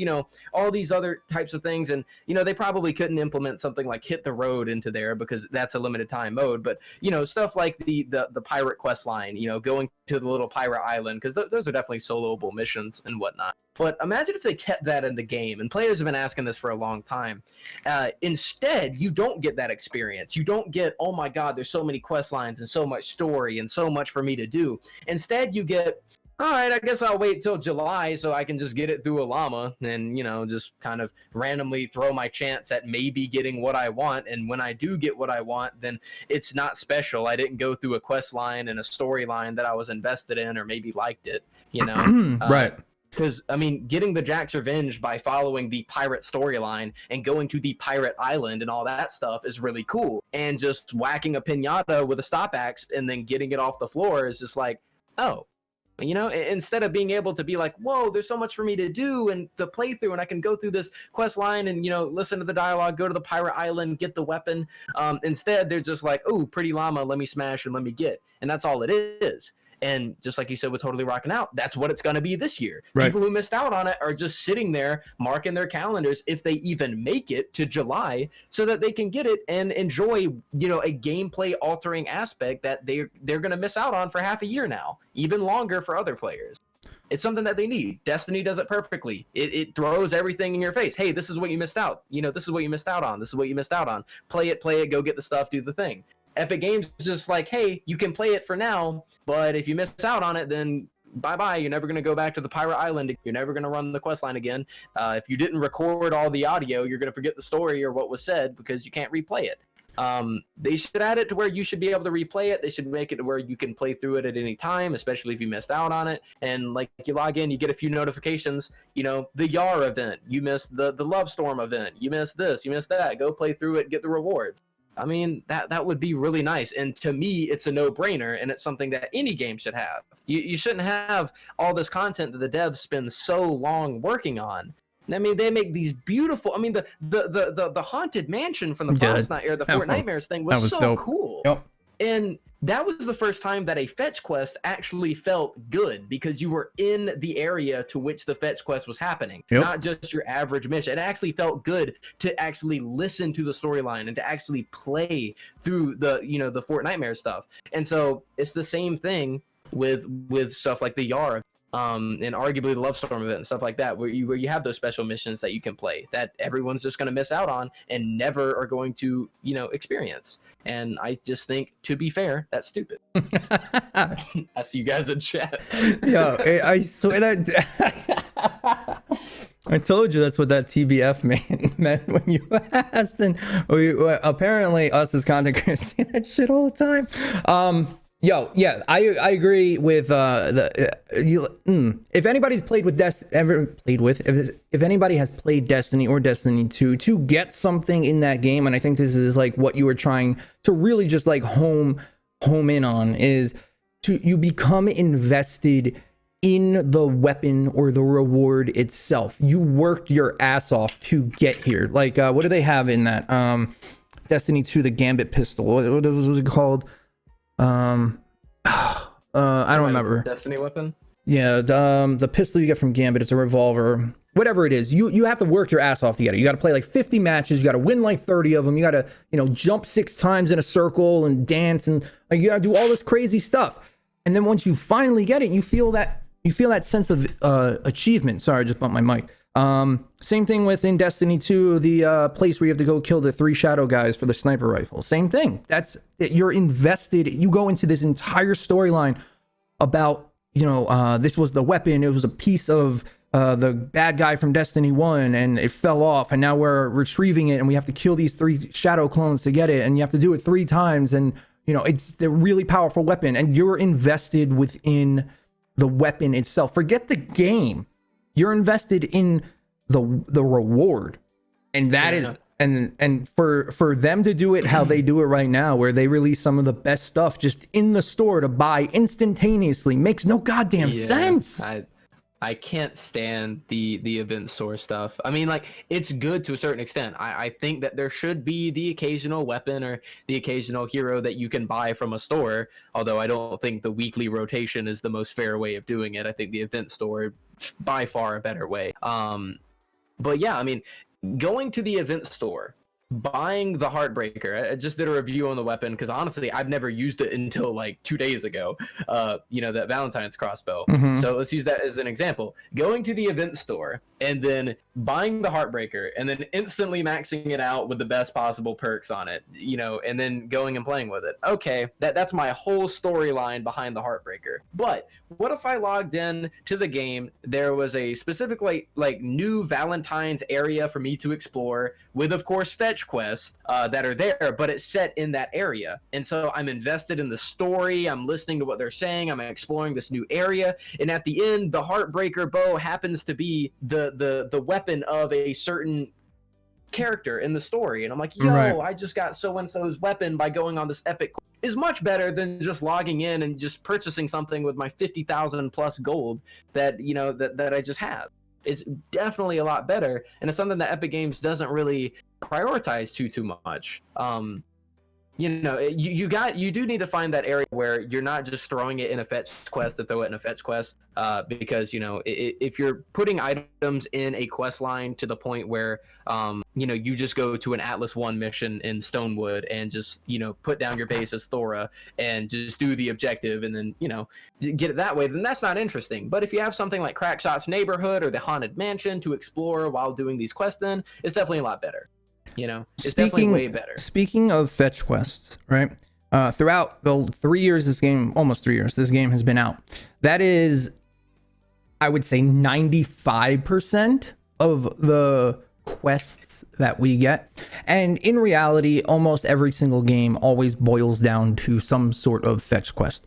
Fetch water for the civilians, fetch this piece of armor from the bad guy, 90% of it. But for some reason in Fortnite Save the World, a fetch quest feels more fetchy than any other game I've played. Why do you think that is? It's because it's the same missions every time. Like, no matter what the story is, no matter what is going on at all, you're in the same biomes, you're in the same areas, you're in the same environments every single time. and every single time it's just walk around the floating island in the sky and find the yellow exclamation marks. And if you don't get the yellow exclamation marks, then you're gonna be pissed because you're missing out on one item by the end of the mission, and that puts a sour taste in your mouth and stuff. It's just, fetch quests can be done in a pretty decent way. Just mainly for me, it's depending on the environment that you're in to actually feel like you're there. The entire storyline of this game is purely just, hey, there's a PNG of a character in the top right corner, he's talking to you, and you're not actually there at all. You're just in the normal missions that you'd be playing anyways, with a bunch of yellow exclamation marks all over the place. And you break the thing, you pick up the stuff, you hold E on the item, and you get the thing. That's all it is every single time. And it's nice whenever Epic Games does the occasional unique mission, like they did recently with you built a maze and the husk spawned in the middle and they'd walk out. Although you could just throw gas traps over the middle of it. But that's better. That's way better than just walking around the suburbs for the 500th time and grabbing something, or going through the forest or the lakeside biome that I've already been in 300 plus times anyways, and just picking up stuff that's on the floor. And that's why, to me, Crackshot's neighborhood was really cool. And that's why the Haunted Mansion really stood out to me. It was a fetch quest that I actually turned on dialogue to listen to, where I normally don't listen to the dialogue at all. And I was actually exploring and trying to look for new stuff every time I loaded into the zone. Now, Epic Games, the Save the World team, isn't big enough to make a new map every time a quest comes out. I mean, I'm not saying that they should, but I'm saying that, best case scenario for fetch quests is give us some areas to explore, or make it in some way different and unique from loading in, to the regular missions every single time. Because at the end of the day, that's all it is. You're just running a normal mission like you normally would, but you're looking for yellow exclamation marks, and that's it. Right. But so I don't know. I was reading chat as you were talking, and there was a couple of things that that were brought up, and I just kind of mixed them all in my head, and now I forgot what I was going to ask you. I think someone said because fetch quests are literally the same thing as looting, which we already do a ton of. Ooh, that's a good one. That's a good. I remember what I was going to ask. As the theme of this is, what would you change? How can we evolve a quest line? Okay. But hold on, I'll just give you my quick idea. The most memorable quest that I've ever had in this game was when you were hunting down those 3 brother mini bosses. Were you there for that? What season was that in? I don't know. I'm old. You don't know? I do not know. You said it's the most memorable. Yeah, but I don't remember the Well, I don't even think we had to be fair. Okay, to be fair, season. I don't think Save the World actively 4. Okay, maybe. I think it was maybe the first Halloween event. Maybe. The quest line revolved around, you had to do a couple of things, a couple of quests. You had to go get some things while you were like hunting down these 3 mini boss brothers. And then you loaded into a random mission, and you went to the big skull on the map. And when you went to the big skull, you had 3 mini bosses spawn. One was a smasher, one was a fat boy, and another was just a regular husk. And they all had different. This is when mini bosses like first came out, I believe. They replaced the chrome husks, maybe. Yeah, the chrome husks were in season 4. Yeah, and they all had different modifiers on them, and you had to take them down. Like, it felt like you were hunting something, with a payoff of not grabbing that last chandelier for the 37th time, but you actually killing something.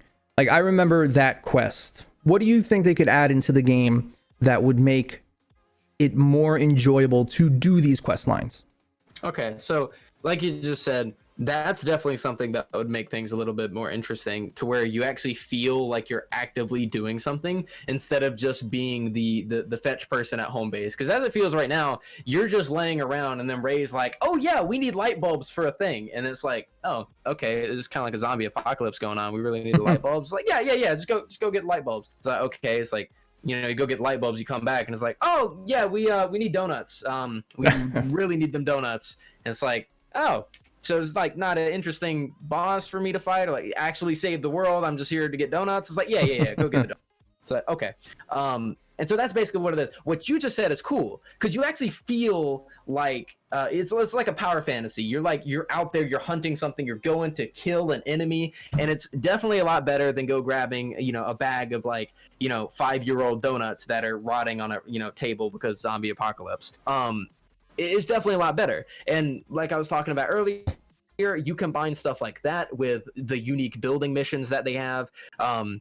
Which, by the way, they aren't perfect, but they're better than what we currently have. I think adding in more of those building missions, adding in more of those unique setting missions, as well as what you said, where you hunt down specific enemies that are made around the quest line, that would be definitely a lot better. And I'm trying to keep in mind, with the Save the World team and what they're capable of with what they have. Because obviously we would be sitting here, we'd be saying, we want cutscenes, we want, full-blown quest pages with every mission looking different. That's best case scenario, but that's unrealistic. So given what they've done in the past, and adding that to what we have here, I think that'd be cool. Like you just said about hunting different enemies that are unique to the quest line, and maybe look visually different with some modifiers, a little bit more interesting build missions and stuff, like we mentioned with the maze, as well as a unique area to go and do those fetch quests in every now and again, would definitely be way better than what we currently have.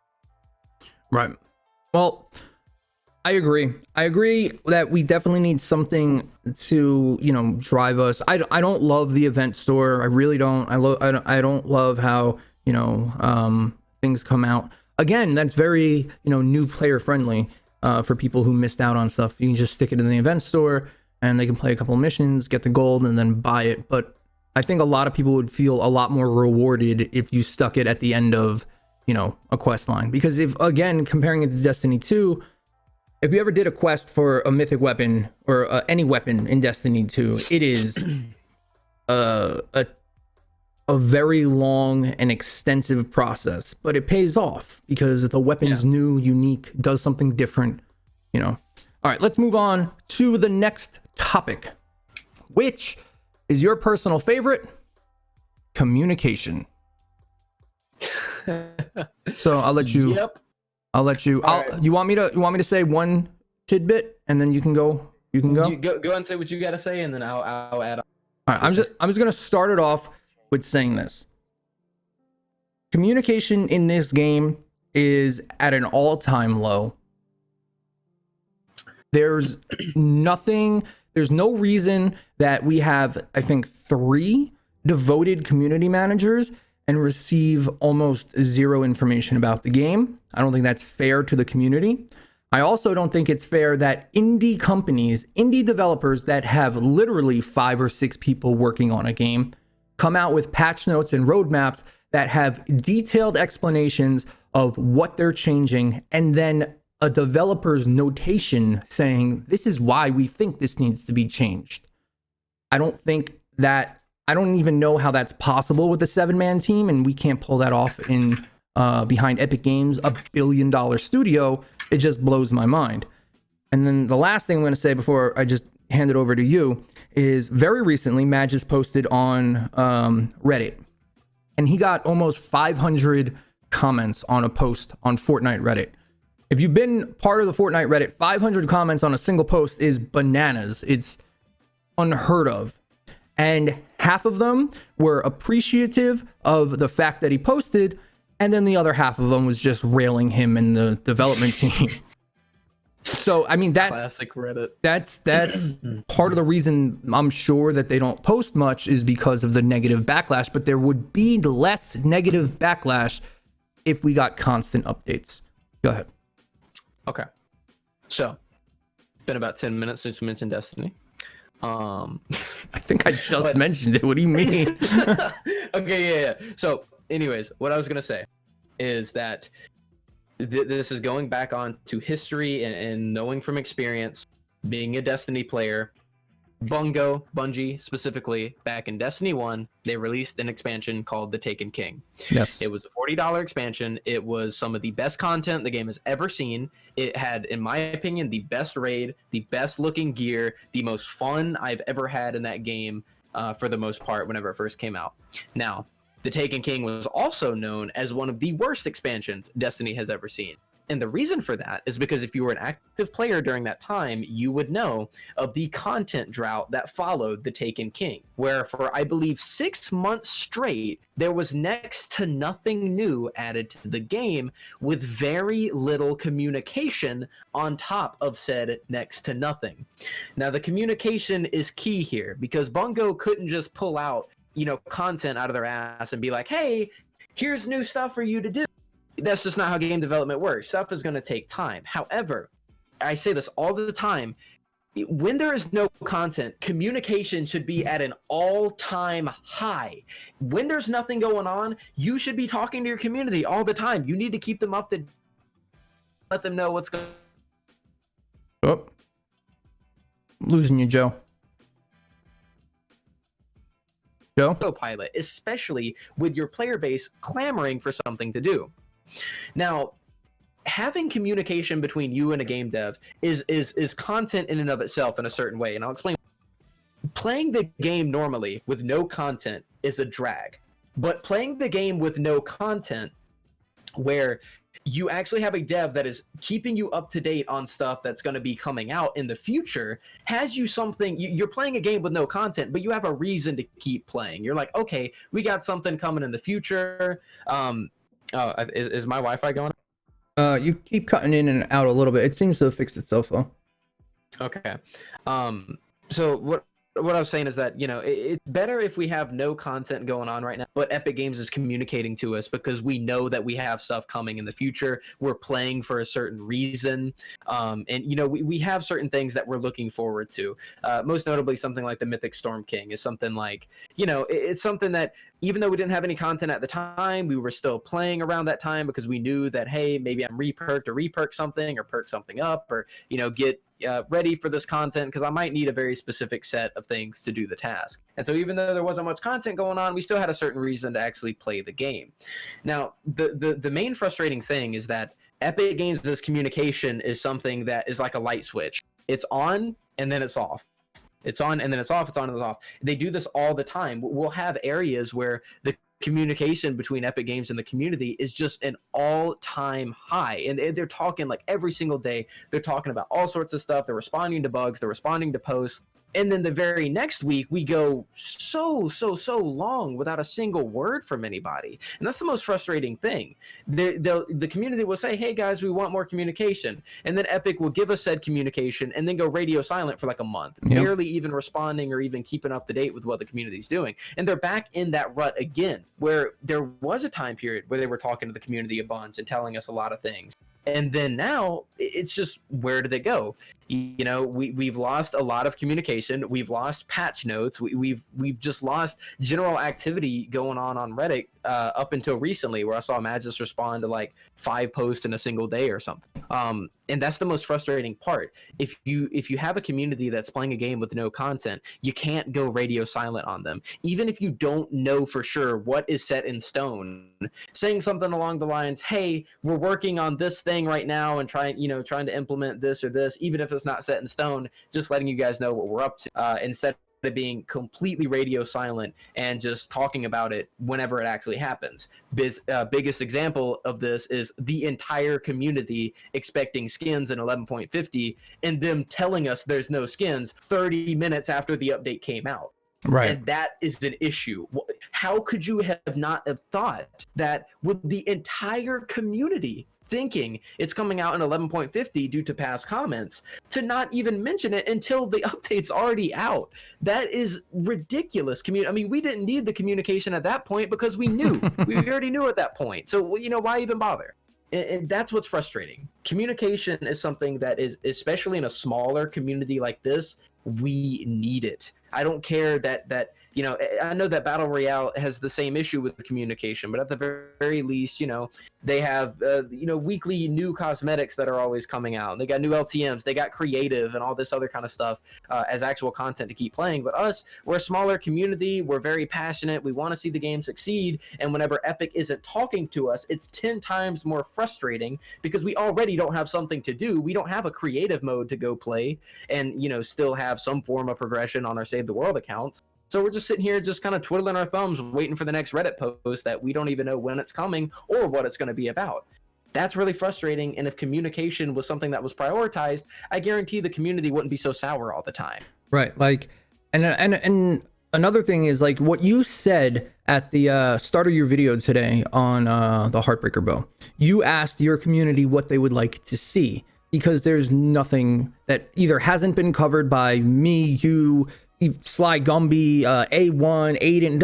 It doesn't matter. It's been covered somewhere. No matter what kind of spin you're trying to put on something, it takes a lot of work to really find something new and inventive to make a video about.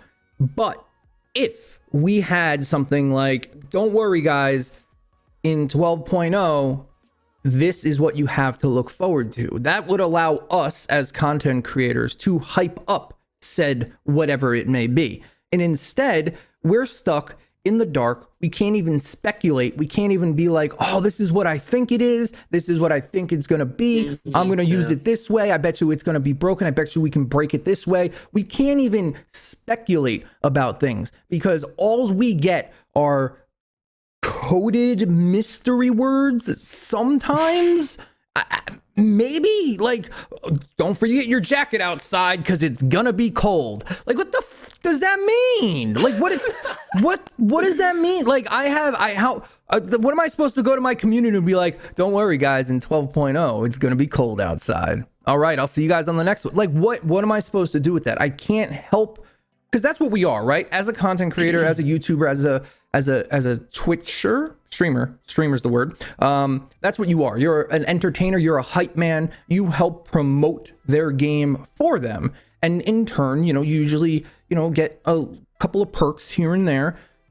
But we can't even, if we call this a job, we can't even do that properly, because we can't even make the game exciting because we have no idea what is coming. And like, I'm not saying that to get a special treatment, but we can't even speculate with the community or the communities that we've built on what the mystery code words might actually mean.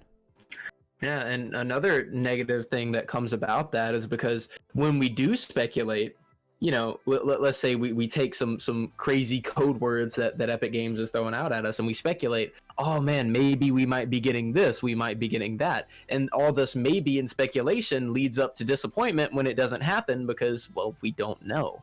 And that's something that I had posted before 11.50 dropped.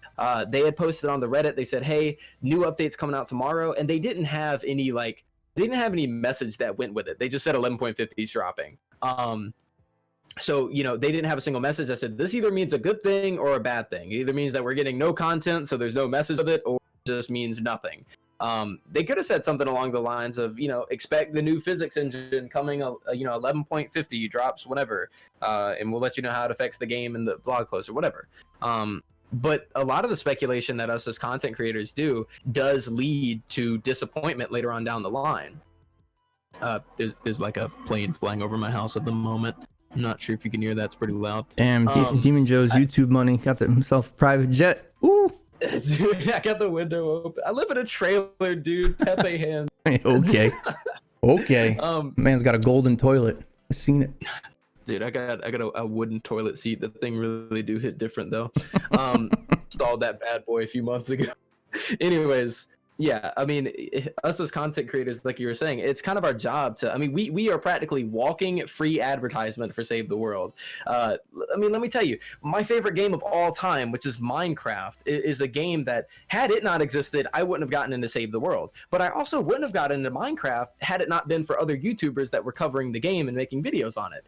I wouldn't have known what the hell a Minecraft was when I was younger if other YouTubers weren't making videos on it. Me and you and A1 and everyone in the community that either talks about Save the World or covers it or whatever, we are walking advertisements to get more people to play the game and check it out. And so when you have content creators that, like myself and like you and just practically everyone at this point, we're like, hey, we really want to make videos right now, but we don't know what to make videos on. I mean, that's the point that I'm at right now. I love covering Save the World. I've covered it for almost 3 years now. I want to keep making videos, but I just don't know what to do right now. I don't know what to talk about. I don't know what at all to do. So I'm resorting to asking other people, what do they want to see? And what they want to see is content that's already been in the game for a very long time now.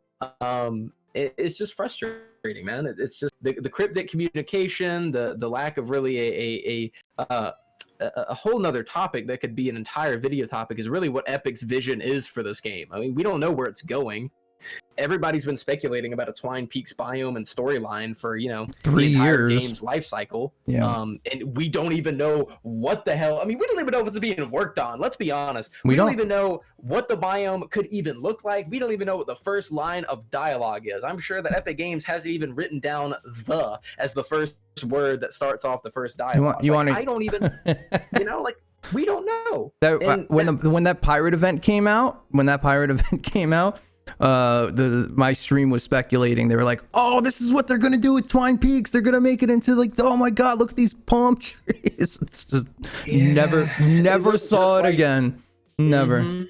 Yeah, and that goes back to the whole, you know, we introduce content just to take it out, which is again frustrating. A lot of the newer players that come back to the game could definitely be held over for a while with content that they missed out on before they get hit with a wall of, you know, us, where we just don't know what to do at this point. So. Right, and this has happened before during Hit the Road. Very similar situation.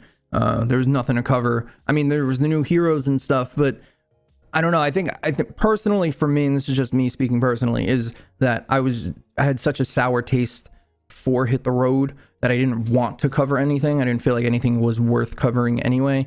That might just be me. All right, Joe, we're coming up on 2 hours of talking. Let's switch it over. Is there any, while we start to wrap this up a little bit, is there anything that you want to say that we may have missed? Is there something that you thought I was going to bring up and I did not? I'm sure you could have guessed most of it, and I think we did a pretty decent job to keep the conversation going, in, you know, like kind of like a podcast style. Is there anything that I may have missed that you want to talk about? I mean, there's only one thing we didn't talk about, but honestly, what we could add to the conversation would practically be nothing. The only thing we didn't talk about was free to play, but you know, pretty much everybody's already said what they got to say about free to play. It's Epic Games' last chance at kickstarting the game to be successful, and there's issues that need to be ironed out before free to play. You know, that's practically a TLDR on that conversation. Well, no, we could talk about it a little bit more, because there's obviously the conspiracy theory of, is it even going to go free to play, right? Like, yeah, I've definitely heard that one tossed around a lot. What is holding them back? And another these are just conspiracy theories. The fact that we're still in beta is because to push updates onto PS4 and Xbox, it's a hassle. Without cert testing. Right. And if you're in a beta state, you apparently break those rules. Well, not break them, but you get to bypass them because you're a beta. And because, is Fortnite Chapter 2 technically still in beta? I mean, either Epic Games has cut a deal with Microsoft and Sony have to do that, or it still is, because with Microsoft and Sony, whenever a game is pushing a new update, they themselves want to test it first, which puts it in cert testing, which, you know, certification testing, which causes it to take even longer. And this was definitely something that back whenever I played Minecraft on the console, it would happen all the time. The devs would say, "Hey, we're done with the new update for Minecraft. We just sent it over to Microsoft and Sony so that they can test it." And sometimes they would get messages where Microsoft and Sony would report back, "Hey, this build is way too buggy. We don't want to put it on our store. Go and fix it." And so I believe that it's probably still in beta because of that. And maybe we kind of need that for Save the World, let's be honest. If more people would playtest it before updates got pushed out. But, you know, yeah, I do think that Chapter 2 is still a beta for the most part. I think personally, just before we move on to just a few minutes of talking to the chat, I think that Fortnite, I think it's a huge missed opportunity for them to not combine the games. You know, you could make it such as, you know, if you play BR and Save the World, again with Destiny, you can play PvP Crucible, but that's just an offshoot of Save the World. Granted, it's the reverse in our situation. Battle Royale is the more popular game mode, and Save the World is, you know, the PvE version of that. But you can have them have interlaced rewards. okay, if you play Save the World and you beat the Mythic Storm King, you get a pickaxe that you can also use in BR. If you do something in BR, you can use that in Save the World. I mean, the locker does do that, but I'm talking about specific rewards, again, in Destiny that forces you to go into Crucible. Even if you're not a Crucible player, you can still do those quests. It might take you a little bit longer, but you can still do them. There are steps, you know, with those quests in there. Yeah, I mean, I think with cosmetics, they've kind of tried to bridge that gap just a little bit. I did have this conversation with someone a long time ago that brought up a good point, is that we're not going to see the large amounts of cosmetics. Like, I don't think we're going to see pickaxes and back blings and all that kind of stuff until Save the World goes free to play. Because if you think about it, you know, Battle Royale and Save the World, say you're a Save the World player, Battle Royale comes out with a new event, you log on to Battle Royale, cosmetics, you head back to Save the World. Okay, Save the World comes out with a new event with stuff like pickaxes and back blings and stuff. You have to pay $40 to $20 first before you can play Save the World, and then grind up to whatever point you might need to be, and then you can get those cosmetics. With BR, no matter what, you're always able to get it because BR is a free game and you can run whatever you know need to run. True. I was saying that as if Fortnite went free to play. Fortnite Save the World. Then yeah, then I agree. I mean, if Save the World's free to play, then for sure, that would be a fantastic way to try to get the player base involved, to get people to try out Save the World. And they've done a little bit of that with stuff like dungeons appealing to BR players, because you don't need to know how to play Save the World to play dungeons. You know, you don't have to be able to build or trap tunnel or anything. You just shoot the thing until it dies, and then that's what dungeons is on a surface level, and that appeals to a lot of BR players. If Save the World were free to play, though, they could really capitalize on the cosmetic area of the game and put stuff like pickaxes and back blings in, because I mean, let's be honest, right? And this is 100% like pure honesty, that most of the player base nowadays that play Save the World got into Save the World because of free V-Bucks. Like, a lot of people that are in this community initially played the game for free V-Bucks and BR, then they got bored of BR, and then they stuck with Save the World because they're like, hey, yeah, I wasn't expecting to enjoy it, but I did. But I do. Yeah, and so that's partly, didn't mean to cut you off. That's partly because they they specialize to the new player. Leveling all the way up into Canny Valley is fun. You cannot take that away from Fortnite. Learning the quest line, learning the characters, leveling up weapons, getting new heroes, leveling up your survivor squads, all of that stuff up to Canny Valley is fun. And I've heard many times, you know, just like you said, I started playing for V-Bucks and now I really like the game. But then there gets to a point where usually in that 50 Ghost Town mission, like quest or whatever the hell it is, I haven't done it in so long, that they just quit. Because there's nothing new coming. That's it. That's the end of the game currently. Anything else is just repetitive nonsense bullshit. Like, there's, you know what I mean? I mean, stuff like the Canny Valley quest. Uh-oh. Cutting out, Joe. Can you hear me? Yeah. Okay. I was saying that stuff like the Canny Valley quest line just needs to be completely reworked.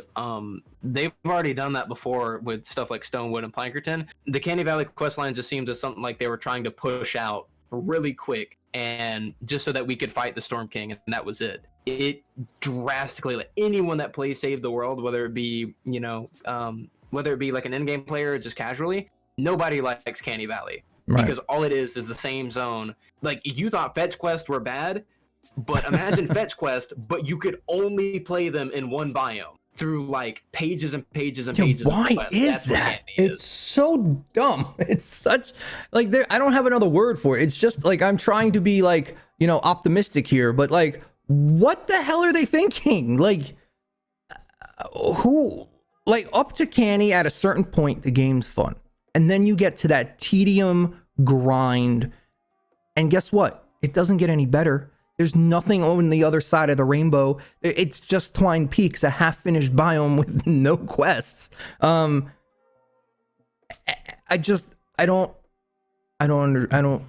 know Canny Valley's like newer quest line was supposed to like lead up to the Mythic Storm King and stuff, and great and fantastic. And when MSK came out, it was a ton of fun, and I got to play it at Epic Games, and just they need to shorten the leveling experience and stop focusing, in my opinion, they need to shorten the leveling experience, take away the back end of Canny, finish up Twine, and give late game players something challenging to do that is also rewarding.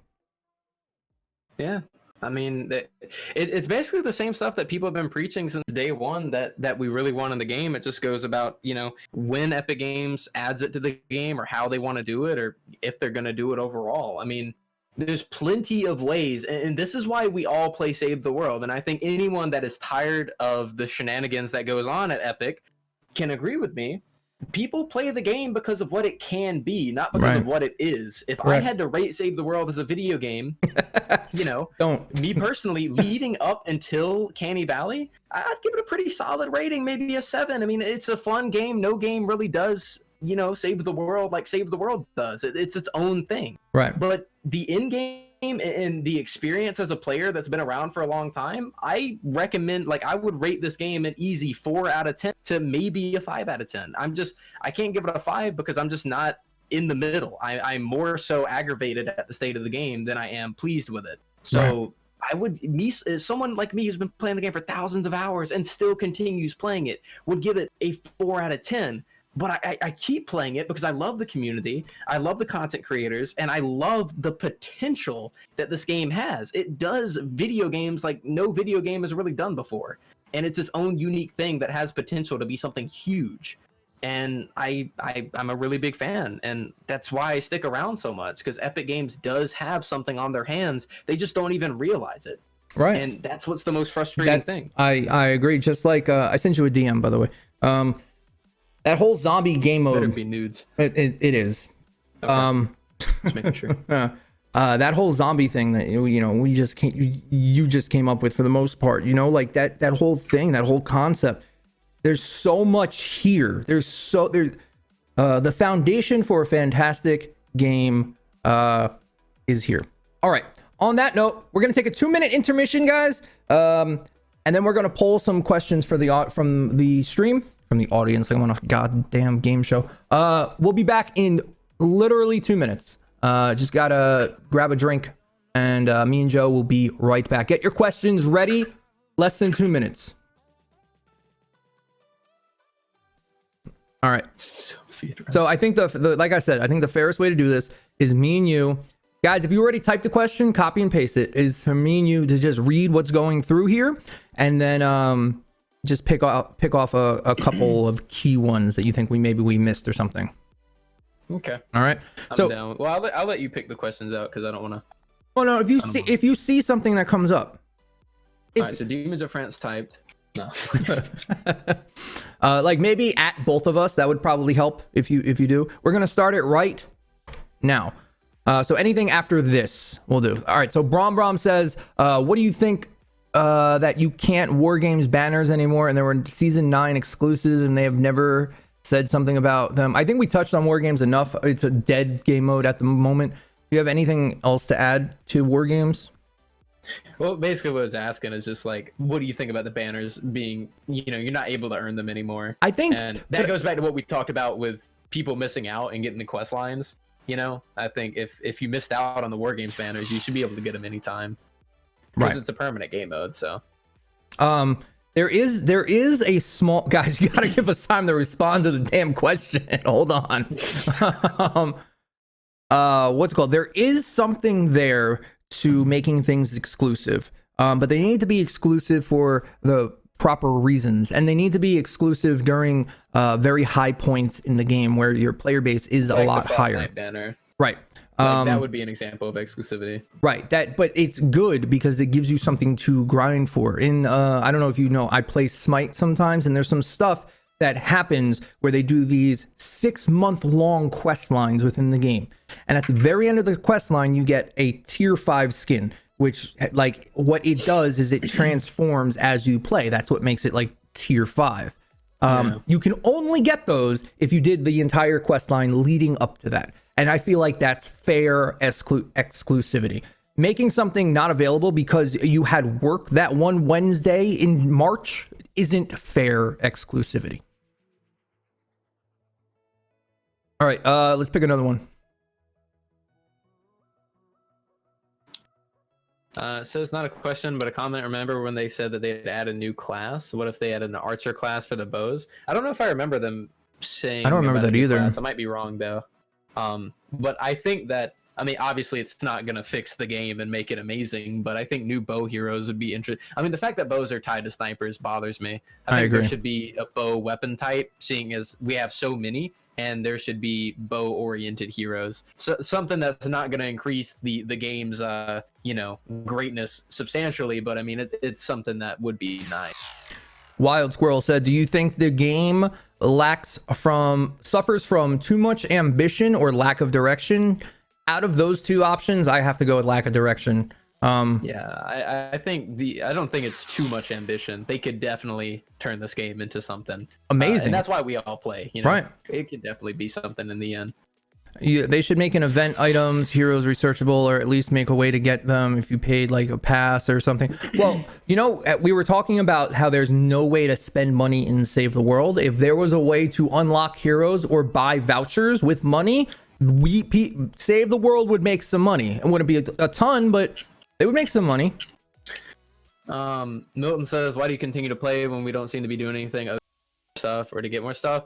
I touched on it a little bit earlier. The only reason I continue to play is because of the potential that I see in the game and the community. I think that's pretty much the same for TikTak, is that if we had to rate the game right now, we would rate it pretty low. But we continue because we think that in the future it has the potential to be something great. And with games like Battlefront 2 and with Rainbow Six Siege and, you know, Anthem's even going through a complete 2.0 rework right now, there's plenty of cases in past history where games have gone from absolute garbage to absolutely beloved in their, you know, respective genre. Siege being the competitive shooter and Battlefront being kind of more the casual Star Wars, you know, kind of game. So we see the potential. We've seen that in the past that games have gone from absolute nothing to the point of just being a meme, they're so bad, to being something that people actually respect and play a lot nowadays. And I definitely think it can happen with Save the World. It just is a matter of when. The foundation is there. Razor has a quick question.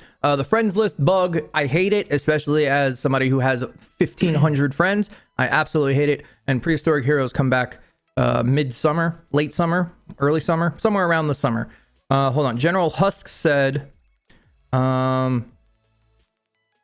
what if we had events that would allow you to unlock roles as a class for you to use on any weapon? You do the event and it unlocks the role that the event has a reward, and you now can re-roll the old schematics to new event perk roles.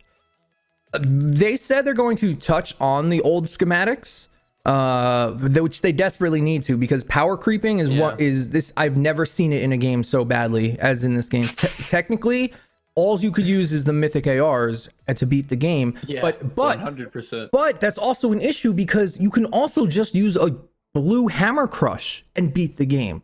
That shouldn't be. There needs to be, the balancing is off. You shouldn't be able to do a 163 mission with an 89 blue hammer crush and be successful, or use the best gun in the game, because then why the hell are you using the blue hammer crush? It's just like the Walmart Spectre. You know, you take the unsilent Spectre, which is the rare version of it, crit rate, crit damage, and magazine size, and you have a blue weapon with 48% crit hit chance and 210% crit hit damage. You know, and you can just wipe the floor with practically anything, you know, and Twine Peaks with it. Legendary weapons don't feel legendary at all. They're just given that title just to have it. Mythic weapons do feel mythic, but they are a little bit on the you know, making everything else kind of useless category. Right, because every video I've made so far, is it as good as the mythic AR? Well, no, but here's why you should use it anyway. Like every single one. My question isn't really a question, but your thoughts on Dave the Buck being here and not saying a word. That's completely fine. They've done that many times on things like this where they don't say anything. I honestly wouldn't be surprised if we're on a screen somewhere in the headquarters. Like, it's happened before. Yeah, I mean, if like an Epic Games employees here, they're probably, you know, they would be either like writing stuff down or like taking notes, you know, like, well, if I were in his shoes, yeah, we would hope, right? If I was in his shoes, I wouldn't be like battling people in Twitch chat, you know? Like, that's exactly what he would have to do. Why does it matter if play as Arc Jess? Shouldn't it matter more that I'm helping my team? As someone who genuinely enjoys Jess playstyle, I understand hate me purely because of the character I play. It's because of what the community made that character. And I agree with them in one instance. If you're playing high level end game material, you're not helping. Nobody needs nobody needs you to help them farm materials. They need you to help them on the defense, which she is completely useless for. That is why people get mad at you. Do you think that Epic is toxic for exploiting FOMO in people? I absolutely hate FOMO. If you don't know what FOMO is, it's fear of missing out. I deal with it in my real life, and like, it keeps me up at night. It causes my insomnia a lot of the times. Like, oh, what else is going on? If I go to sleep now, I won't be able to play video games till 4 o'clock in the morning, you know? Oh dude, I suffer from that so bad. Right? So yeah, I feel like I always need to be on social media, and it's terrible. I think, again, like the exclusivity, it's good in limited bursts amount at the right time. If you like, hey, this is only going to be here for a little bit, why don't you come get it? You know, every once in a while, that's cool. You know, oh, let me log on, get totally rocking out. But another thing that we don't know is we don't know when a perk is going to be a game-changing perk. We don't know that Blast from the Past was literally going to be the meta for 8 months before Totally Rocking Out came out, and then that became the meta. We don't know. Yeah. We have no idea. So we can't, and it takes a couple of months to really get a feel for what the things can do. Just like Swamp Knight. Swamp Knight was out. We didn't get a real feel for that character and how broken he was until Trick or Treat released, what, 2 months after, a month after? So if they gave us a better idea of what the perks did beforehand, I don't think as many people would be mad about the FOMO stuff. And again, not because it's every event. Every single event has it in Fortnite. If it was less constant, I don't think people would be as upset. Yeah, I mean, it's always good in moderation because you always need incentive, but you can't just make everything FOMO. I 100% agree. Naz, I think they scrapped that entire thing. I don't think she works with Epic Games anymore. Night asked if we think the Nocturno will come back. I think Epic Games knows that the Nocturno is a scam, and they don't sell it as fear of being like mass backlash from people just paying for a weapon wrap, like $250 for a practical weapon wrap and a bunch of reskins. I mean, that's pretty much what the Ultimate Edition is, right? At least at this point. Wait, Neon DZ, I'm not sure what you mean by that. They should rework some of the heroes since some perks are useless. With Happy Holidays, some of the other perks have become slightly better. Hey, Cheddick, what's up, dude? Do you have any thoughts you want to add, Mr. Cheddar Cheese? Why are you thinking that every single BR player cries because Razor and Kurohomura are Save the World exclusive, and on YouTube and Twitter they mean Save the World doesn't deserve something exclusive? I mean, that's just, you know, that's just certain aspects of the community being toxic. I mean, it's not all BR players that think that. I mean, yeah, I personally don't think that's too big of an issue. If people want to whine about it, then they can. Who knows? Maybe when Save the World gets its own item shop, you might be able to buy them as skins to use on any character. Who knows? They might be saving it for something. Ex-players talking about how the removal of Founders Chat and everything else that we paid basically hundreds of dollars for, and all we got is a couple of reskin guns. Yeah, I think that's an issue. I honestly, that's too political. Like, and by political, I mean like higher ups or way past my knowledge of why they did that, or the reasoning behind it, or if it's beneficial or not. It's going to be decisive regardless, because I like getting... I never used a transform schematic personally, ever. Yeah. But I know a lot of people did. I just personally didn't. Do I think giving us 2 llamas in compensation, or 4 llamas, whatever the hell they gave us, was compensation? Absolutely not. Again, yeah, what it's worth in V-Bucks is not what it's worth to the community. Right. Just because it's worth so ever much does not mean that's how we price it at, you know? And that's just terrible compensation as a whole, in my opinion. Smoky Rice Gaming says, would you be up for multi-mission quest runs? What I mean is, I say that the mission begins at repairing the shelter, and after defending it, the next objective would be to find the survivors and escort them back to the shelter. The survivors would build an atlas for the bubble shield. Then after complete the construction of the atlas, the shield would activate and the defense would begin again. Also, different shaped map, not just a big square. Smoky Rice Gaming, I think that's an awesome idea. I think that's very similar to that Horde Rush game style that we had The escorting people back might be cool, although representative of Deliver the Bomb. And I think that's a pretty good idea. We need a bigger map though, not just a different one to be able to pull that off. It sounds similar to what people said about taking the old BR map and then slapping a bunch of different points on it to do missions and like an open world style thing. And I guess you can just leave, kind of like the patrol missions in Destiny. You can go patrol the Cosmodrome, you can pick up as many missions and do them as much as you want, and you can have side quests that are based there and specific loot that's based there as well. Right. A lot of people said, a lot in the chat while we were having our conversation said, make Save the World open world.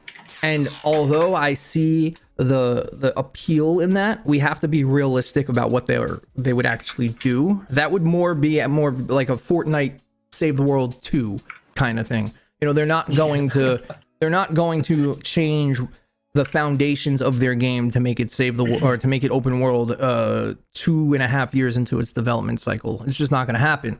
So although I like that idea, and I think they can implement some things about an open world, like just like Destiny, they can do aspects of it, but they can't make the whole game open world. Like aspects, or even a tower. Like we have all these emotes. Social space. Oh yeah, social space. Why can we not run around home base? That makes me big mad. Yeah, like what? It's literally the first chapter of the game is to get your home base up and running.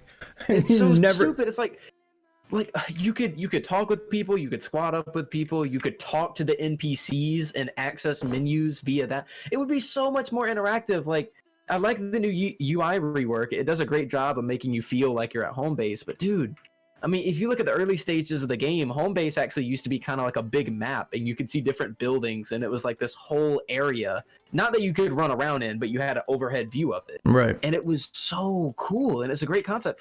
I'm curious, how many resources would they need to have a few different servers that are dedicated to home base social spaces? It can't be more than creative. The game needs. It doesn't change the base gameplay, but like, damn, it would be really nice to have.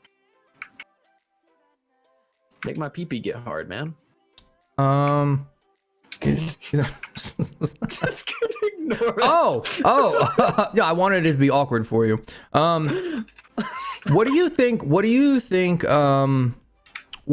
about the trapping in the game? Do you think they need to, I'm gonna ask Joe and Chad at the same time, do you think they need to focus more on it, introduce more traps? I feel like for a game that's meant to trap husks, we have more guns than husks, and I gotta feel like making a trap has got to be easier. Making one trap one time without all the moving parts has got to be easier than making all these guns. Why the hell do we have how many traps do we have? 12, maybe 14? I'm not sure how many traps we have. I definitely agree though that we do need more. I mean, nowadays for Save the World, if I couldn't trap out missions, and because I've been playing like exclusively constructors on stream for like months now, like all I care about is just trapping anymore. It's the only thing that I really find enjoyment in. And I think the reason we don't get as many is because, like we were talking about earlier, it can drastically destroy the game, like in a fell swoop, depending on how powerful said trap is.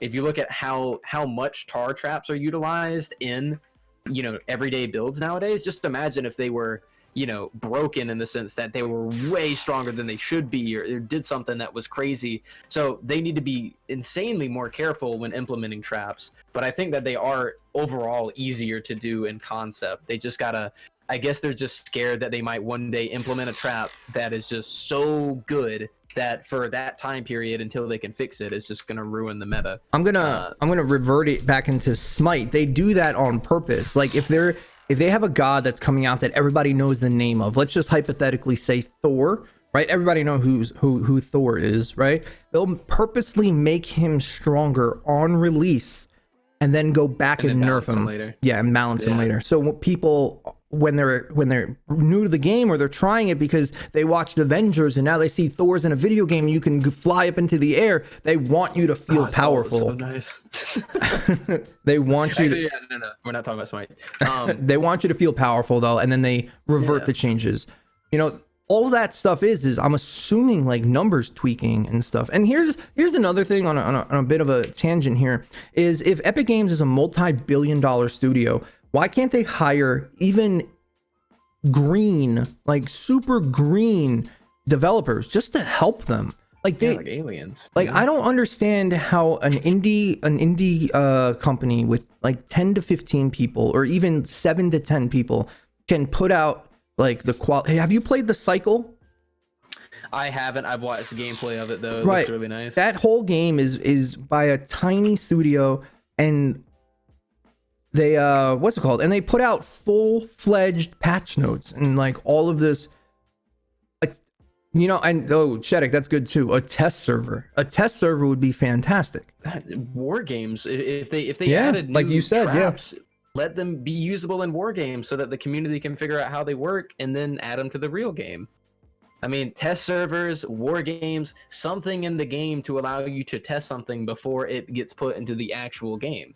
You know, I think war games might be a little bit easier on them because, I mean, we can't even get servers that can properly run endurance, you know, the all the way through consistently. So, you know, more servers for them to need to be able to use might be a little bit, I don't know, but it might be a little bit outside of their range of doing. But it just goes back to the whole war games, man. They called it a simulation. It sounded like you can go there to test things out, and that would be an excellent way to test out stuff like new traps. Make it where there's a specific simulation you can choose. It spawns 200 of the trap on the floor, and you can throw them up in your defense because none of it's going to save anyways, and you know, just test it out. You know, as a content creator, you know, they could give us just this for 12.0 and I'd be happy. A test dummy in home base. A firing range, dude. Even if they made it where like just a trap or something, or maybe just shooting our own defenders gives us damage numbers. God, it's really frustrating that's been something that's been asked for so long. Minecraft. I'm not personally revisiting any of the tunnel guides until we get the last 2 iterations, if they ever do come, to this trap meta nerf. Currently, the on my personal trap tunnel series, you can use most of them. They'll get you through. They just don't work as well due to how smashers work. On floor launchers, wall push smashers without taking fall damage. Yeah, I mean, I don't think that'd be a huge problem, especially since there's no real way to counter them at the moment, smashers in particular. To get them up in the air but not take any fall damage, I feel like they should have tried that first, and if we were still, you know, beating everything too easily, then maybe, you know, stop us being able to push them up. I feel like the wall launchers, I mean, smashers are like, as a design, just are on tiny little stubby legs. I feel like it makes sense that we could knock them over with a big fist on a wall. Maybe not launch them straight up because they look so heavy, but like, why do both of the launchers not function against smashers? That's what frustrates me. At least make one of them functional. Right. What if they added, how much longer we got? We're technically overtime. What if they added, because I don't want it to be too long, because that was a problem with yeah, but we did get the main portion done though. Right. We got the import portion done, which is the good thing. Right, because like if something's too long, you're not gonna, like, if Dave the Buck or Magist or the developers over at Epic Games want to float through this video, they're not going to sit and watch a 5-hour long video. Nobody's going to sit and watch a 5-hour long video. I wanted to do an hour and a half to 2 hours of get the main points down. I think we did that really well. And then the last half hour or so to talk to you guys and see if we missed anything. Why is Legendary Flux not a mission reward? Because it's meant to be a rare thing that you only use occasionally. They want you to play the game to get the llamas, to get the characters that you're looking for in legendary versions. Do you think changing nature traps to energy is just a lazy change? I think they should be able, I think we should have a perk that changes every single thing in this game to an elemental damage. Elemental teddies, elemental ninja stars, elemental miniguns, all of that stuff. So that way you can really personalize your kit going into no matter what mission you may want to go into.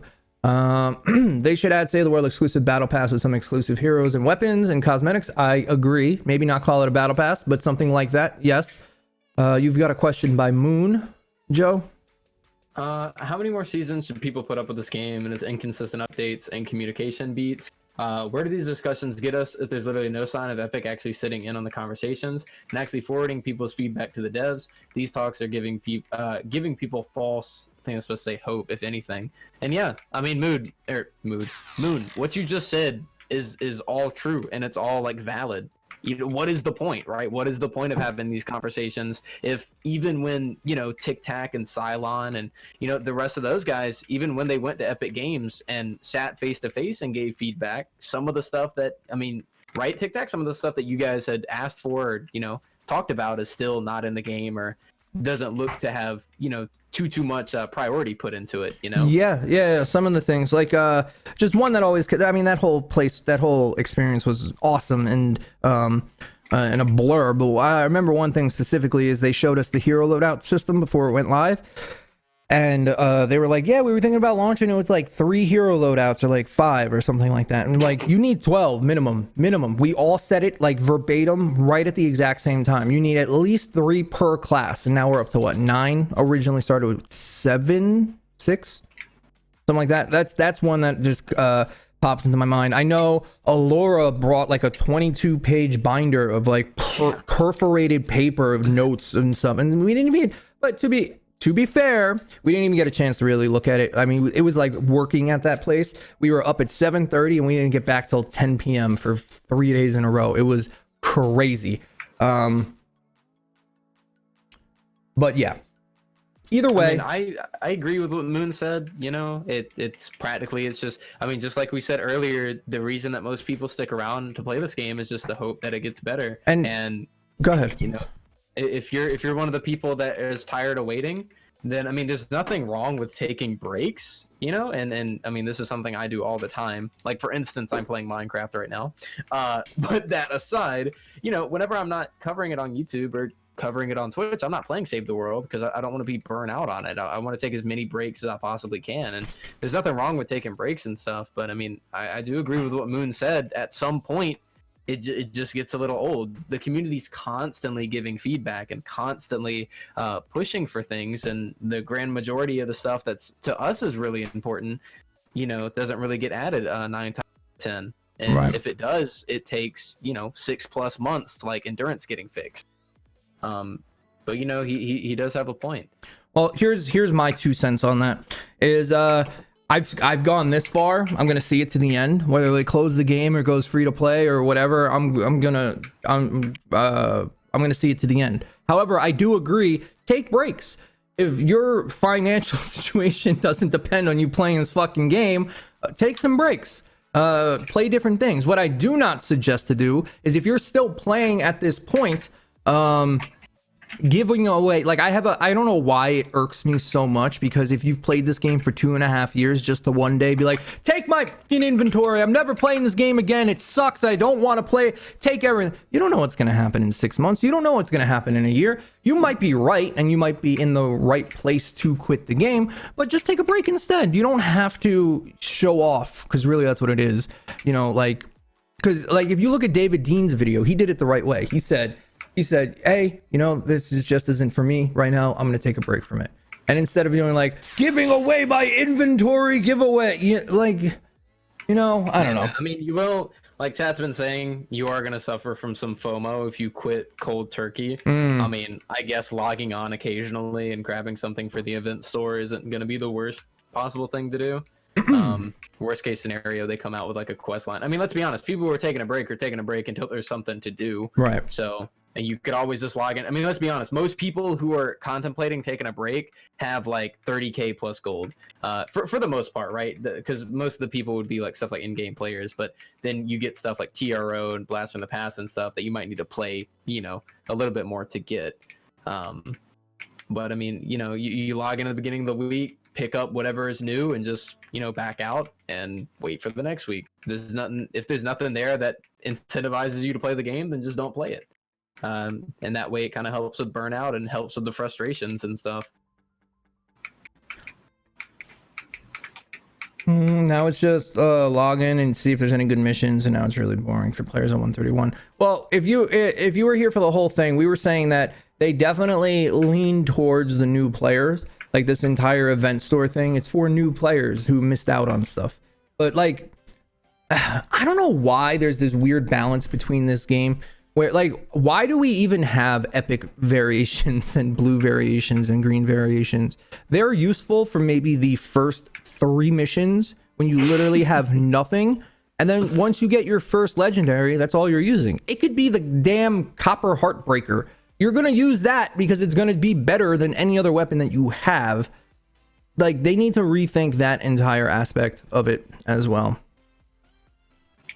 There's just mainly, dude, there's just a lot of reworks that need to happen with the fundamentals to save the world. Like we mentioned with jail building, like we mentioned with a lot of the stuff that goes on in pubs, as well as power level 6s being able to just skip through the entire game and get mythic weapons. Yeah. Just by getting carried through their storm shields. I mean, that is literally just a flaw, just a plain out flaw in game design right there. Well, and go ahead. It's just not touched on. Yeah, I agree. And the RNG llamas, and this is a relic of a bygone era, especially the llamas.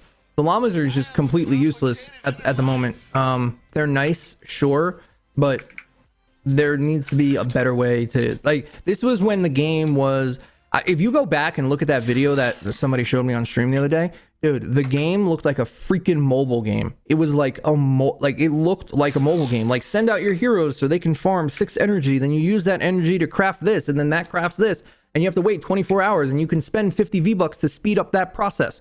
That was how the game was originally conceptualized, because it was originally conceptualized as a 100% free-to-play game within 6 months of a year of release. They changed all of that right before the game released, and then we still are stuck with certain things that are in here that are from that bygone era.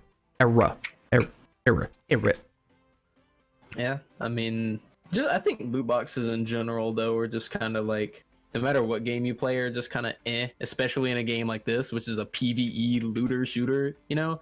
It's like, yeah, let's have the looter shooter, but just buy V-Bucks and take away the looter and shooter part.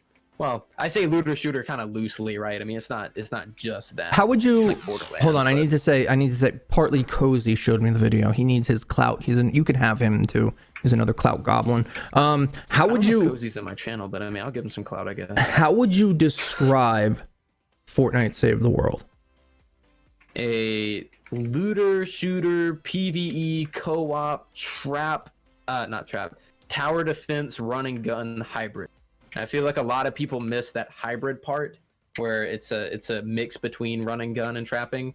And that's why whenever we're talking about what Save the World is, I mean, I don't know of any other game that's quite like Save the World. Orcs Must Die is similar in a lot of ways, although it's more trap defense oriented than anything, while Save the World gives you a little bit more freedom, you know, with the abilities and all the weapons and exploring new zones and stuff. It's really, Save the World really is its own thing with very, very small limitations, and that's why I think it's just such a good thing. But it is that hybrid, and I spoke with Moon about this not too long ago, because we were talking about, you know, the people in the community that want to do the trap stuff, the people in the community that want to do the run and gun stuff, and, you know, in light of all the meta shifts, the meta shift stuff that Epic Games has been doing. And I think that just some modes should be dedicated to the hybrid, some modes should be dedicated to primarily traps, and modes should be dedicated to primarily run and gun. Dungeons being run and gun, Mythic Storm King kind of being a mix of the two, you know, not trapping, but the building and gunning and stuff, and Frost Knight and Endurance being predominantly trap oriented. Right. And they're trying to take that predominantly trap oriented part away from modes that have been predominantly trap oriented for years. Well, 1 year plus. And that's something that's a little bit frustrating, and it kind of gives Save the World an identity crisis, where I don't know if the devs know what they want the game to be. Just for me personally, I feel like certain modes should be dedicated to certain playstyles, instead of trying to take modes that are already a certain playstyle and force them into another one. And what we had just talked about, TikTok, earlier, that mix of the zombies and Call of Duty zombies in Save the World, that would be a trap and run and gun hybrid, which is what we don't really have yet, because Endurance and Frost Knight are practically trap only, Dungeons is practically gun only, MSK is building and gun only. We don't really have a trap and run and gun, true trap run and gun hybrid mode. And I guess you could count the base missions, but what we had said about the zombie concept would be just that. And I just feel like Save the World's really in an identity crisis. It doesn't really know what it wants to be right now. But right, but that's not our job. That's not our job to figure out. And that's the sad part. It's not. We could give them a 22-page binder full of ideas from 3/4 of the community, and we can never even look at it. Like it's not our job is to play the game that they give us. We can help guide them on decisions and stuff. Sure, that's why we do stuff like this. Not that we do stuff like this all the time, but you know, maybe we will. I think this happened pretty. I think it went well. Was what I'm trying to say. And I think Epic Games needs to step up. I think at least on the community things that they can fix right now. Communication. Like the bugs and stuff, that's obviously there's something deeper because it would be fixed, right? There's obviously something wrong in the coding for like, just for example, Twine Peaks endurance spawns. But like communication can be fixed. You could take ideas and develop them. You could talk to the content creators. You could, I think every game that I played for a decent amount of time always had a public test server. There's you know, relationships with the community managers and stuff like that. Let us test things, bring more stuff, bring it out. Like, listen, if you're gonna bring out a trap or a gun, let it be broken. Let it be broken. Fix it later. Let us play with things that are maybe a little bit too strong. Let us be the ones to, if it's still going to be in beta and our job is to break the game, let us break the game. Don't baby us so much to where the game just becomes a slog fest of just boring, no content, nothing to do-ness. Because at the moment, our guns are way too powerful. The enemies have gone way down in difficulty. 7 months ago, 8 months ago, they had to nerf the amount of husks that spawn. And it's just become a game that we're all hoping does fantastic. And we're here for when that happens. And we love Save the World. But we can't alone fix it. Yeah, I mean, it's up to the devs on we can be here, we can be that support, we can tell them what we want, we can tell Magus, we can tell Dave, we can tell anyone that we can get our hands on what we want. But at the end of the day, even if Magus and Dave go to the devs and say, hey, this is exactly what the community wants, and then the devs say, no, we want projectile speed on bows, that's not going to do anybody any good, you know? I think beta. And that was a reference to the to them saying that they were going to increase the projectile speed after everyone has been talking about the drawback and the range. Right, but that's like a I don't know. That's the miscommunication though. That falls back into communication. Yeah, and another thing is okay. No, let me just. Beta storms are in the game. They are RTDs as of they are now. Right? I'm not wrong with that, correct? Retrieve the datas are like they're not counted as beta storms anymore. That was a beta storm feature that they said they made permanent. Right, and that was it, right? There aren't other versions of beta storms that I'm not remembering, is there? Not right now. No. Resupply used to be but became permanent. Eliminate and collect used to be but became permanent. There you go. Refuel the home base we just don't talk about.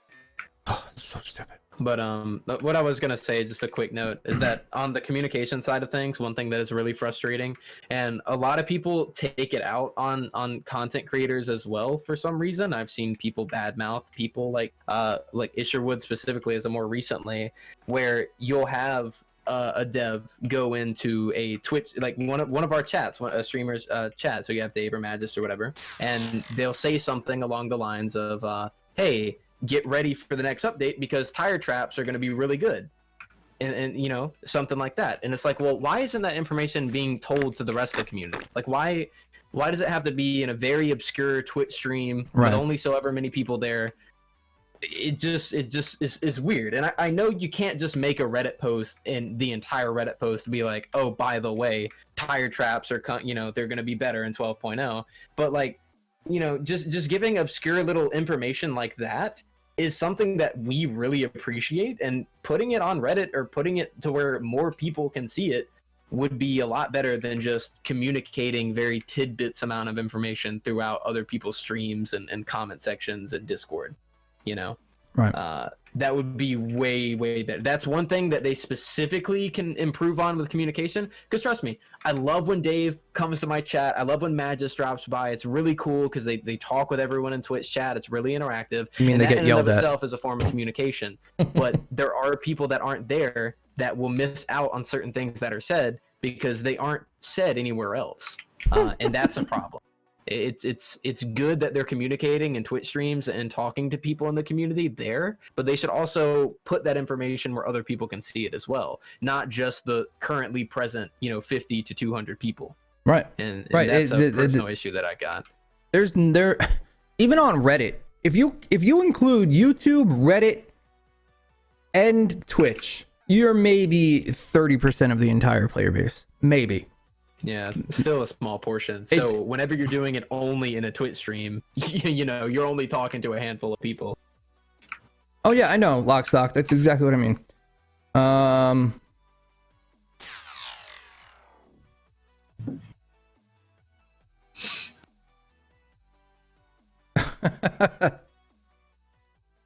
All right, guys. I think.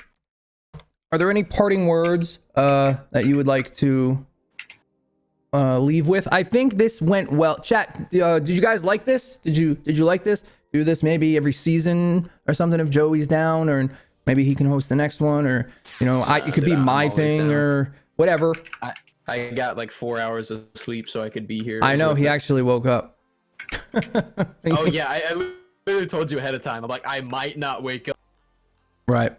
I was out. Sleep through it. I was expecting you not to, honestly. You can thank my girlfriend. She practically like beat the hell out of me to get me out of bed. You have plans with TikTok? Get up! Get up! Pretty much, yeah. I don't want it to go too long, so we're gonna wrap it here. I think we covered a lot of topics. I will save what I used as like a bulletin thing, and then maybe next season or at the to like 12.5 or whatever it ends, we can go back and see if they improved or didn't improve on any of the topics that we talked about. I think that'd be a pretty cool idea. Let me do that right now so I don't forget and accidentally close it. Jeez, this has been going on for 3 hours. Yeah, dude. My Audacity is at 2:55 right now. 2 hours 55 seconds. Yeah, I mean, 55 minutes. Yeah, I'm recording at 2:50. Yeah. We really out here. Parting words. Chat. Make sure you use code OO. Great stream, you too. Fortnite I was shop. extremely Make sure to entertained, buy the even new though I Tic don't Tac play Toxic merch that SDW just anymore. Released on Streamline, as it is quite fire, and I would definitely abide by that kind of merch. Also, make sure you subscribe with Twitch Prime. Damn. To TikTok. Twitch.tv/TikTok. Roundedtiktak. That's and shouting out the wrong channel and shit. Wrong channel. Yeah, but for real, guys, I got some really cool merch. If you guys want to check it out, !merch. You'll be seeing an unboxing soon.